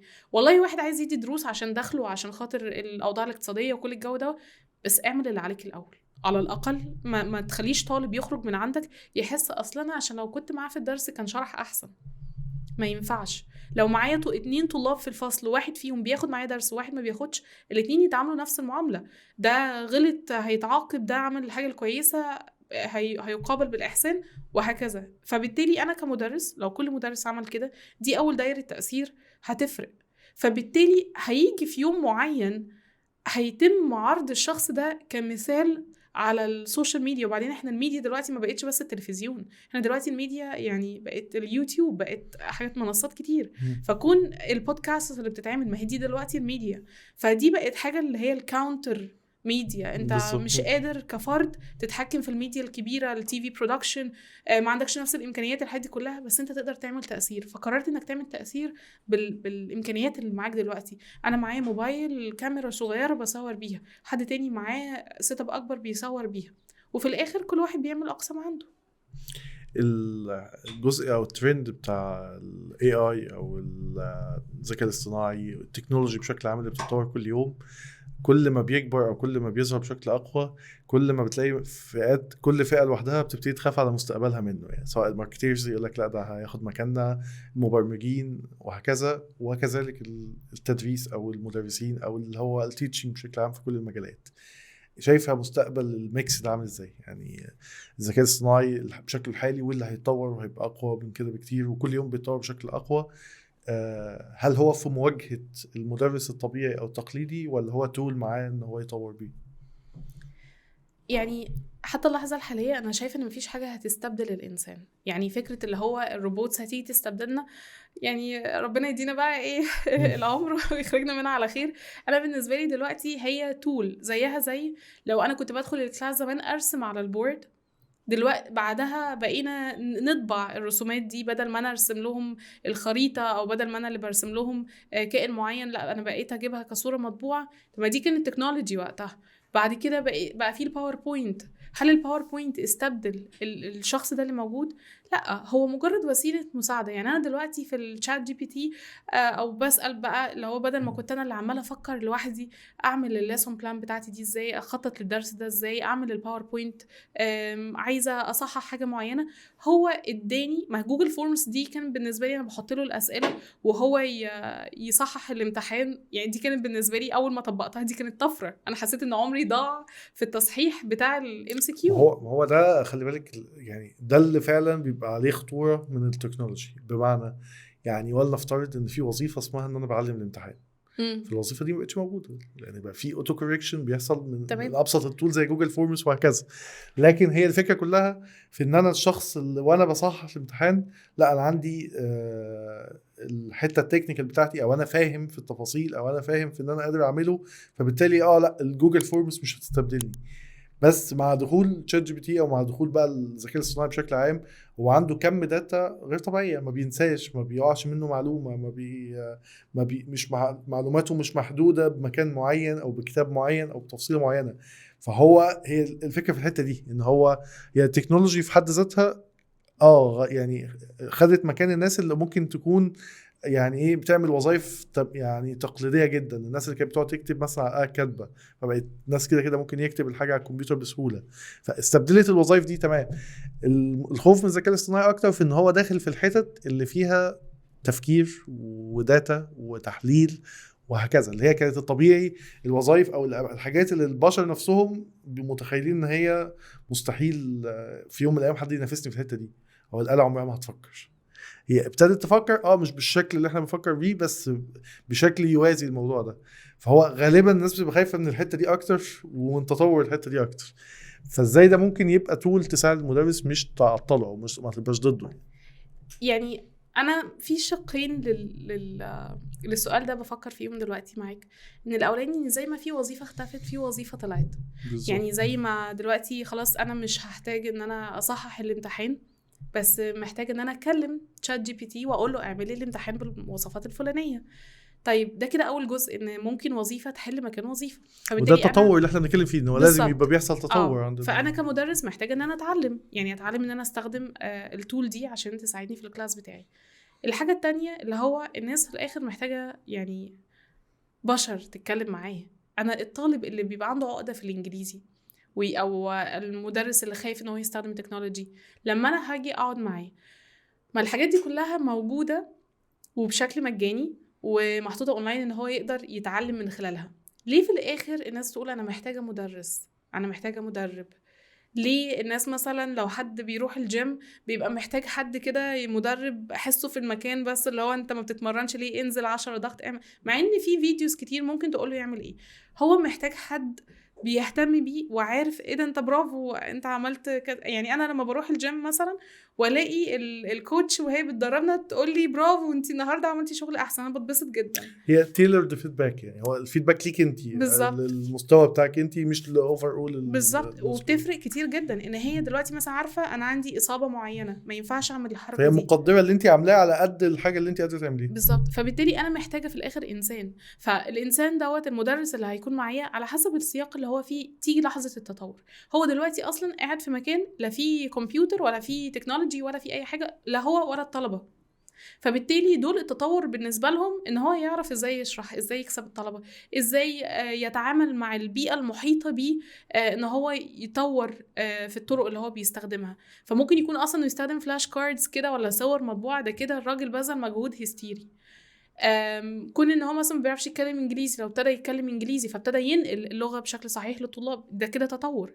حد تاني بقى هو اوريدي بيستخدم التكنولوجي والمدرسه عايزاه يعمل فيديوهات. يعني وقت الكورونا كان في مدارس كانوا اذكياء جدا وقالوا طب احنا دلوقتي المدرس بقى في البيت والطلبه في البيت، طب ما هنيجي بدل ما احنا قاعدين كده الولاد في البيت خالص، ما تيجوا نعمل لايف سيشنز والمدرسه تنقل على زوم.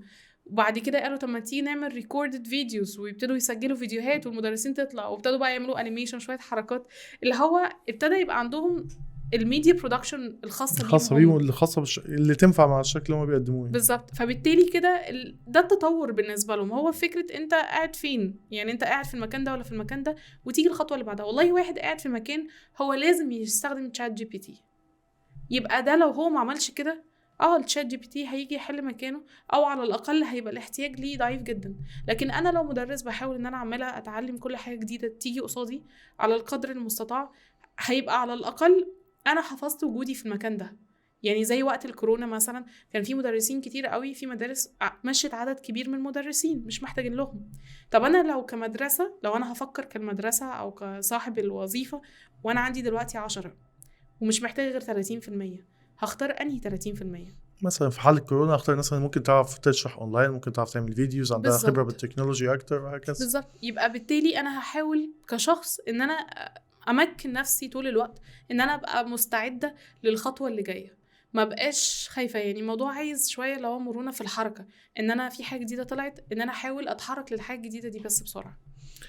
كنا بنتكلم على التولز سواء كذكاء صناعي او وات ايفر التولز بتاع التكنولوجي، ومن شويه كنا بنتكلم عن الصوره الذهنيه اللي المفروض المدرس يرسمها لنفسه بعيدا بقى عن الميديا والكلام ده، بعيدا عن الميديا كتي في برودكشنز وكده. يعني البيرسونال براندنج بالنسبه للمدرس، هل ده حاجه بقت اجباريه واساسيه عشان يقدر يرسم لنفسه الصوره المناسبه ليه، ولا لا زي زمان انا مدرس بخش اشرح وخلاص؟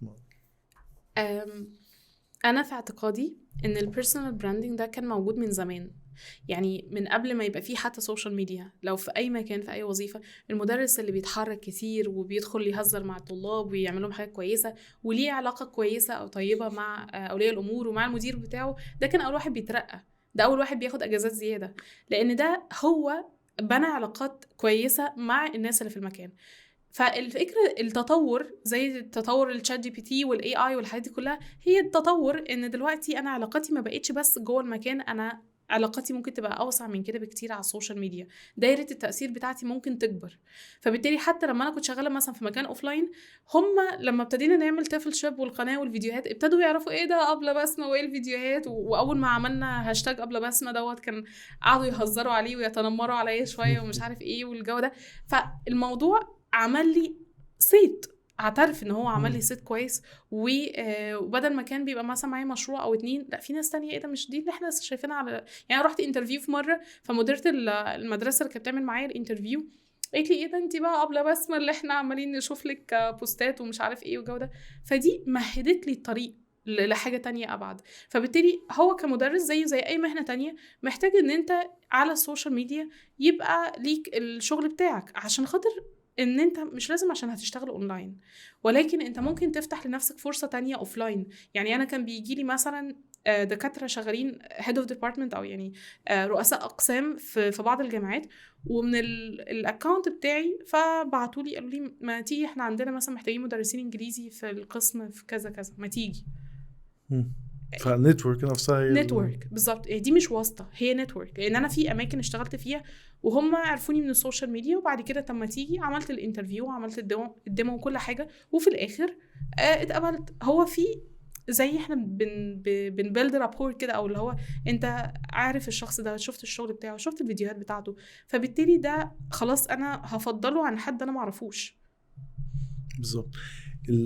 اللي احنا بنتكلم فيه طول البودكاست هو يعني محاولات كتير وتفاصيل كتير جدا، ويعني نجاحات في حاجات واخفاقات في حاجات، او على الاقل عدم توفيق في حاجات. لا عادي قول فشل، انت عايز تقول فشل قول لا فشل لا، عادي. هي سواء الفشل لو انا ما حاولتش، لكن هو عدم التوفيق في ان انا حاولت اعمل حاجه كويسه وصادفني مشاكل تخليني ما اقدرش اعمل الحاجه دي. بجانب ده بقى الحياه العاديه بعيدا عن الشغل، هل كان في حياة عادية ولا هي كلها محاولات كشغل؟ ولو في فازاي البالانس ممكن يحصل ما بينهم؟ يعني خليني اقول لك ان كبنت مثلا بشوف بنات كتير شاطره في حاجات معينه، بس تقول لك لا انا هضغط نفسي ليه، ادخل نفسي في وجع الدماغ ده ليه، انا عايزه اعيش هاديه، حياه هاديه بعيدا عن الضغوطات وبعيدا عن المشاكل اللي زي كده. فتعاملتي مع الحاجه دي ازاي؟ يعني انا مؤمنه جدا بفكره الحياه الطيبه، يعني انا عايزه نعيش حياه كده لطيفه هاديه. بس هي فكره اولويات. انا دلوقتي اولوياتي ايه، وزمان كانت اولوياتي ايه، وبكره اولوياتي ايه. فمثلا لو في حد بنت او ولد عنده مثلا اسرته، عندهم اطفال، عندهم والدهم والدتهم كبار في السن، في حد هم مسؤولين عنه. فبالتالي مثلا لو انا عندي حد مسؤولة عنه بشكل كبير، فما ينفعش اقول ان انا لا ما مع نفسه بقى، وانا هشتغل عشان الكارير بتاعي وعشان مش عارف ايه. طب لو انا اللي مسؤوليتي رقم 1 ان انا اراعي الشخص ده، يبقى هشتغل ازاي يعني انا هروح ماشي اجيب فلوس عشان خاطر مين في الاخر؟ ما يبقى انا لازم ابقى فاهمه انا دوري في الحياه ايه او اولوياتي ايه. ودي حاجه شويه في الومن امباورمنت بقى، واللي هو ايه الفيمينيزم، ان انتي لازم تعملي كذا. السوشيال ميديا برضو عامله وجع بتضخم دماغ الموضوع. بالظبط. يعني هي بتضخم الموضوع جدا، والحاجات دي ما كانتش موجوده بالشكل ده زمان. فبالتالي في ناس تورن ابارت كده، واللي هو هي يا عيني البنت مش عارفه طب يعني اشتغل واحقق ذاتي ولا اقعد اخلي بالي من هي العيال. حصل لها يعني ضغط خارجي من ناس هي المفروض بنت زيها او ست زيها، وبتقول لها انت لو ما عملتيش كذا يبقى ما عملتيش حاجه. بالظبط. مع ان ده مش لازم يكون ده هو الدور الاساسي، انت في الاخر ليكي دور معين، لو عملتيه تمام، لو عملتي دور تاني وما عملتيش دورك الاساسي او دورك اللي انت مسؤوله عنه كمسؤوليه، هي في الاخر ربنا هيسالني واحد. عن ايه. يعني انا ربنا دلوقتي مثلا انا اقدر اشتغل، في غيري ما يقدرش يشتغل، في غيري مثلا. يعني في بنوته كانت بعتلي لسه من كام يوم رساله بتقولي انا لسه جايبه بيبي جديد وانا مشغوله معاها، وانا من ساعه ما جبت البيبي وهي قاعده معاها في البيت بتقولي انا ما بشتغلش، فحاسه اني ماليش لازمه. كلمة إن ماليش، أنا كنت هعيط من كلمة ماليش لازمة. يعني إيه أنت وجودك في الحياة ملوش لازمة عشان أنت ما نزلتيش تشتغلي؟ طب والبيبي دي مين اللي هيخلي باله منها؟ يعني بالظبط. يعني لو شلناكي من التفاصيل حد تاني هيعمل بالظبط الدور هنقدر ده. نديليجيت التاسك دي. يعني أنا ممكن اديليجيت الطبخ، اديليجيت حد هيجي يساعدني في تنظيف الشقة، لكن هل أسرتي بقى مين هيديليجيت؟ هجيب مين يراعي الناس دي؟ طالما انا قررت ان هتحمل المسؤوليه دي او بالظبط. هخش في الاختيار ده، فانا خلاص لازم، يعني مفيش حد هياخد مني المسؤوليه دي. بالظبط. وانا مش شايفه ان دور راجل اهم من دور الست، او الست اهم. هو كل هو واحد ليه دورين الادوار ليهم بتاعته. بالظبط. يعني والدورين نفسهم مكملين لبعض. ما هو انا لو راجل وبجيب فلوس وبجيب كل الكلام ده، وبيتي ما فيهوش يعني تربيه وما فيهوش تفاصيل التانية، فممكن كل فلوسي دي تروح على الارض بسبب بالزبط. ان هو ما فيش اصلا حاجه البيت ده متاسس عليها.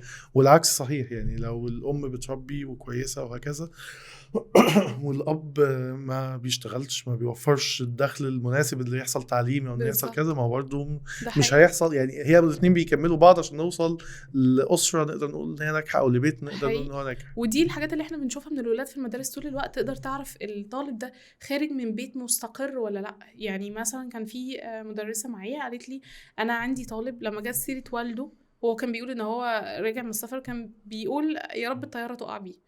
كلمة يعني صعبة جدا، بيتكلم عن والده. يعني فكون ان هو بيتكلم عن والده يبقى كده والده عمل حاجة غلط. يعني انا مش هقدر اقول ايه ان هو طبعا الولد ما ينفعش يقول حاجه زي كده، بس انا برضو لازم افكر هو ليه قال حاجه زي هو كده، ليه مبني على حاجه زي كده فهو والده عمل ايه معاه؟ بيشتمه، بيضربه، مش مهتم بيه. يعني في حاجات كتير قوي لا هي بتبتدي من البيت. يعني المدرسين، يعني وقت الكورونا فالاولياء الامور لما كانت عماله تقول ما ترجعوا المدرسه ما ترجعوا المدرسه، فالمدرسين كانوا بيهزروا بقى اللي هو ايه يا جماعه انتوا مش محتملين الطفلين في البيت طول اليوم. تخيلوا بقى انا في المدرسه معايا اكتر من 30 طالب في كل حصه، فانتوا متخيلين بقى انتوا الولاد دي انتوا عندكم ولادكم ومش قادرين تستحملوهم، فانا كمدرس بقى اللي بيقوم بيدرس لهم وبيربيهم وبيساعدهم وبيعيطوا ويراضيهم كل الحاجات دي. فعشان تراعوا بس ربنا في المدرسين اللي داخلين بيحصل فيهم بالظبط. ايه اكتر بعيدا بقى احنا يعني احنا اتكلمنا كالبروجرام بتاعك نفسه انت ممكن تبقي طموحك توصلي فيه لايه، بس على الليفل الشخصي ايه اكتر اثر انت شايفه ان انا عايزه اعمله او عايزه ده يبقى الاثر بتاعي في الحياه بتاعتي؟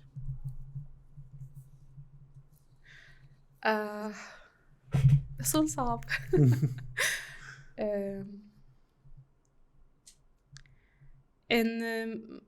ان الواحد يبقى دايما، يعني انا بحاول دلوقتي افكر نفسي طول الوقت مع الضغط اللي على السوشيال ميديا والمقارنات المستمره، ان مثلا دول بيسافروا، دول قاعدين، دول طالعين نازلين، مش عارف ايه الحاجات دي كلها. بحاول افكر نفسي طول الوقت انا بقى في حياتي اللي ربنا مديها لي بالresponsibilities او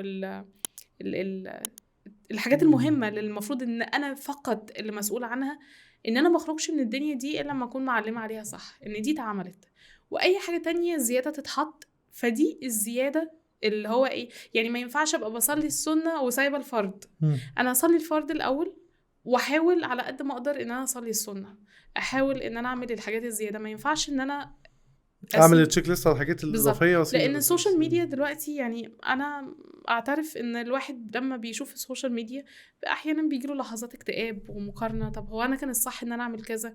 طب وانا كان المفروض اكمل الماجستير؟ طب يعني انا كان في دكتوره قبل كده كنت يعني زي منحه اتقبلت فيها، وكانت لما عرفت ان انا سبت الماجستير قالت لي قصاد الناس كلها انت هتندمي. فانا قلت لها لا ان شاء الله مش هندم. قالت لي لا هتندمي. قلت لها مش هندم. عدتها لي 3 مرات قصاد الناس كلها. وقتها كان لسه القرار جديد، يعني ما كانش لسه للواحد دلوقتي انا عارفه اللي هو لا انا ما ندمتش خلاص. بالظبط. فده كان زيها زي السوشيال ميديا بريشر. انت عندك ضغط من الناس اللي حواليك ان انت لازم تعمل حاجه معينه وانت مش شايف ان الحاجه دي صح بالنسبه لك. فانا بحاول دايما افكر نفسي طب هي صح؟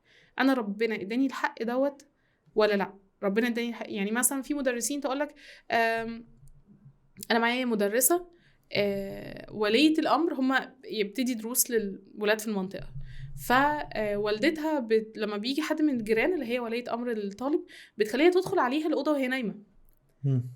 فالموضوع يعني صعب، اللي هو انتي داخله تقول لها مثلا انتي ليه ما اديتيش ابني ولا اللي مش عارفه، والبنت نايمه يعني فاهم اللي هو فهي بتقول لي انا حاسه يعني الموضوع فيه اهانه. فانا ابتدي بقى افكر معاه اللي هو ايه، طيب احنا ما ينفعش نزعل ماما، يعني ما ينفعش نقول لماما انتي ايه انتي اللي بتعمليه دوت او كده، لان ده ما ينفعش نعمله عند ربنا. بس هل احنا ما عندناش الحق ان نقول لا لولية الامر دي او للشخص اللي داخل في مكان ما ينفعش يدخله، ما ينفعش اقول له لا؟ فساعتها نفكر بقى في الاستراتيجيه اللي هو ايه، ازاي ننقل المعركه دي لمكان تاني. فهم لا ايه، طب انتي تقومي وتخرجي بالست دي تقعدي معاها بره. فبالتالي يبقى انتي ما جيتيش على مامتك في حاجه وفي نفس الوقت ما جيتيش على نفسك في حاجه. فهو ده اللي انا اتمنى ان انا اقدر اعمله، ان انا يبقى عندي من قوه في شخصيتي ان انا اقول لا في المواقف اللي انا ينفع اقول فيها لا ومن حقي ان انا اقول فيها لا، وان انا اتقبل حاجات المفروض او الصح ان انا لازم اتقبلها حتى لو الحاجات دي هي عكس رغباتي. يعني انا مثلا في فتره معينه كان في تبع جامعه اريزونا كان في منحه معينه قدمت واتقبلت وخدت بيست بيرفورمر او اللي هو يعني صاحبه افضل الاداء، واستخدموا حتى الفيديوز بتاعتي وكده يتم عرضها مع المدرسين اللي هم بيدرسوا لهم من حوالين العالم. وبعد كده قالوا لي ايه، طب ما تيجي بقى كزي تيتشر اسيستنت، والكلام ده كله اونلاين. فانا خدت بالفعل البوزيشن دي اول مره. وبعد كده تاني مره يعني احد افراد اسرتي يعني my parents يعني احد فيهم تعب جامد، فلقيت نفسي واقفة بختار، انا مش عارفه اركز في الحاجتين، يعني انا محتاجه اركز في حاجه اساسيه. فلقيت ان انا يركز هنا يركز هنا. ففي اللحظه دي لقيت ان مين فيهم اللي ربنا هيقول لي انتي ما ركزتيش عليه ليه. فلقيت ان انا مسؤوليتي في الوقت ده، لا انا لازم، لا اسرتي اولا، الناس اللي انا بحبها اولا، دي طبيعه. يعني اللي هو انا ما انا مش راجل، يعني ما الراجل بقى هو يروح انت تخرج وتشتغل وتجيب الفلوس مش عارف ايه، واحنا نقعد مثلا نراعي اهالينا. وفي نفس الوقت لما بيبقى معايا وقت زياده انا بشتغل وربنا بيكرم. والله فعلا يعني ممكن الواحد يحط حبه تعب صغيرين كده في الشغل، لان يعني انا حاطه 20% مثلا شغل، 80% هراعي فيهم الحاجات الاساسيه، الناس الاهم في حياتي. ولكن ال20% اللي انا حاطاهم في الشغل دول ربنا يبارك فيهم. بالظبط الاثر بيبقى اكبر من ال20% اللي انا حطيتها. فالنتيجه نفسها في الاخر ببقى وصلت اللي انا عايزاه من ناحيتين يعني. بالظبط. فانا مش محتاجه، يعني مش بسعى لوحدي، انا مش بجري في الماراثون ده لوحدي، انا معايا ربنا. فانا لو بعمل الحاجه اللي ربنا هو قايل عليها فاكيد هو هيبارك في الحاجات اللي انا مقصره فيها او اللي انا نفسي فيها بس مش عارفه اعملها. السؤال ده ممكن يكون مش في سياقه، بس انا كنت يعني حابب انه يبقى اخر سؤال في الاسئله العاديه. الانجليزي لغه بقت اساسيه ومهمه، واظن ان هي ما بقاش اختياري فكره ان حد الانجليش بتاعه كويس ولا لا في كل المجالات تقريبا. هل في طريقه يعني زي هاك كده للموضوع، ازاي حد ممكن يبتدي يتعلم انجليزي وهو حاسس ان هو بره الموضوع خالص؟ يعني انا ما بعرفش اتكلم انجليزي خالص، انا يعني مش قادر اتعلم، مش قادر اقعد كده بورقه وقلم واتعلم انجليزي. ايه اسهل طريقه ممكن حد يبتدي بيها يتعلم لغه؟ اسهل طريقه ان هو يبتدي. حلو. بس يبتدي ياخد خطوه، والخطوه برضو تبقى يعني يبقى عنده اهداف عقلانيه، يعني حتى لو صغيره واقعية. بس محسوبه يعني. بالظبط. يعني انا ما ينفعش افكر، يعني في بعض الطلاب مثلا والله يعني مثلا تيجي ايه السيشن النهارده هي مبتدئه، فتيجي النهارده مثلا تحضر معايا، تيجي السيشن اللي بعدها اتحسنت. ما تستعجلش تاني نتائج. سيشن بالظبط. دي زي مثلا في الافلام لما بيبقى الدكتور يدي للمريض حبه دواء ياخدها ويقول له حاسس انك احسن، ده هو لسه ما بلعهاش اساسا. فهي نفس الفكره. ايه اللي بيحصل؟ الناس حاطه توقعات كبيره جدا، متخيله ان انا لما هروح ابتدي اتعلم انجليزي النهارده ان انا في خلال 3 شهور هبقى تنينة اللغة الإنجليزية. مفيش الكلام ده، وده للأسف بسبب الماركتينج السيء اللي أماكن كتير كانت بتعمله لفترة معينة، اللي هو إيه، تعالى وإحنا مش هنديك جرامر ومش هنديك كلمات ومش هنديك مش عارف إيه وهتطلع تتكلم إنجليزي.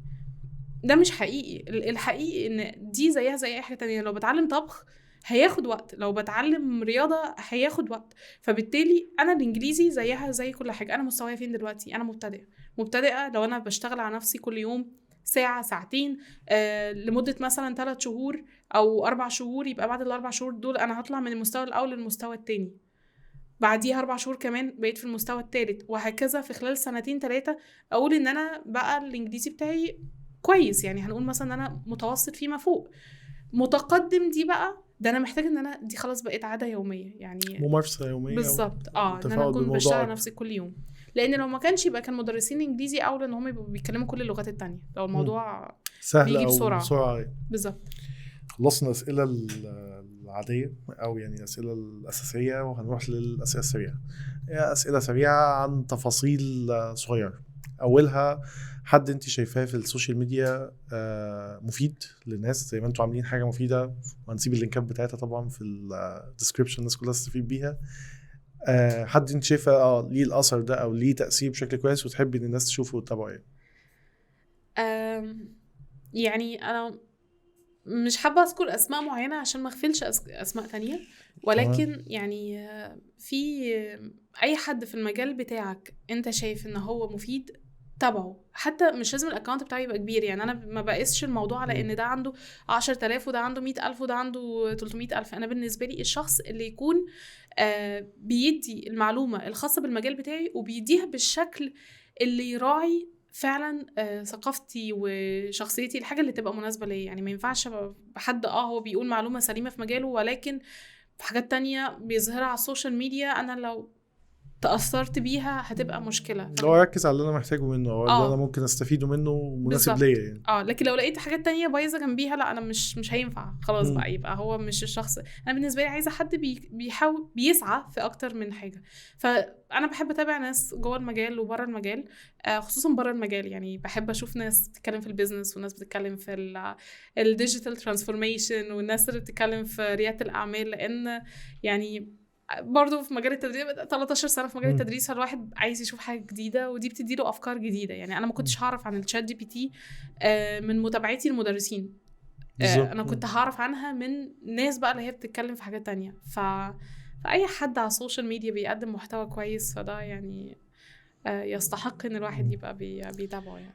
الحته بتاعت الكوميونتي تشوفي ان هي ممكن تبقى مفيده؟ يعني احنا لو في جروب في مدرسين مصر كلها، انا كمدرس لازم ابقى موجود فيه وهيفيدني ان انا ابقى موجود فيه، ولا لا يعني ممكن يأثر بشكل سلبي عليا مثلا ان انا اشوف هم ليهم بروجرس ولا لا او هكذا؟ هو هيأثر بشكل سلبي في حالة ان انا بقارن مقارنة غير عادلة.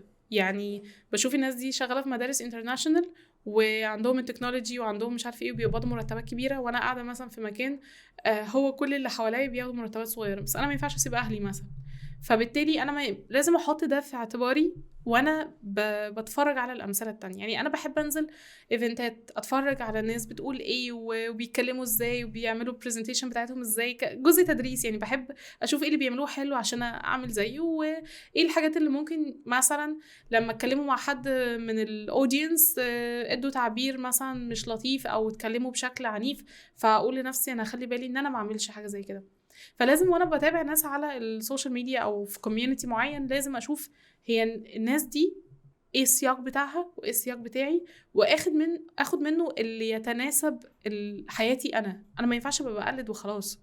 يعني اقلد وخلاص دي انا كده اللي هلبس في الحيطه، ما ينفعش، وهحس بعدم الرضا طول الوقت. يعني نفترض مثلا ان انا ما اقدرش اسافر مثلا دلوقتي بره لاي ظروف، فما ينفعش اتابع بقى كل الناس اللي بتسافر بره واقول اشمعنى هم وانا حظي وحش في الجو ده. لا، هم ليهم حياتهم وانا ليا حياتي. تحبي اكتر قراءة كتب ولا فكرة نوصل لمعلومة عن طريق الانترنت اكتر؟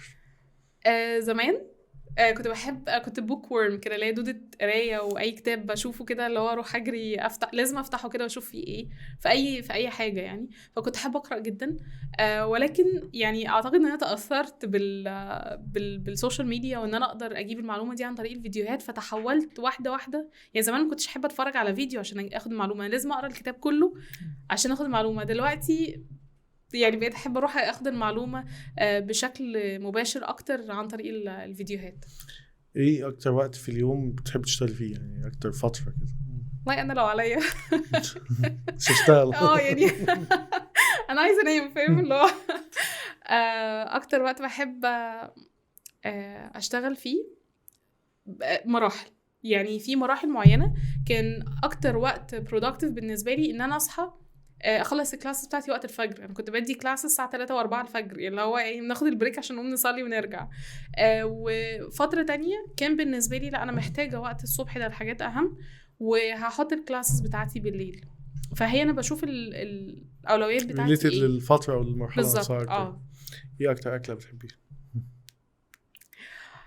كنت بحب الشاورما جدا جدا. مصري ولا سوري بقى؟ السوري السوري فراخ كنت بحبها جدا.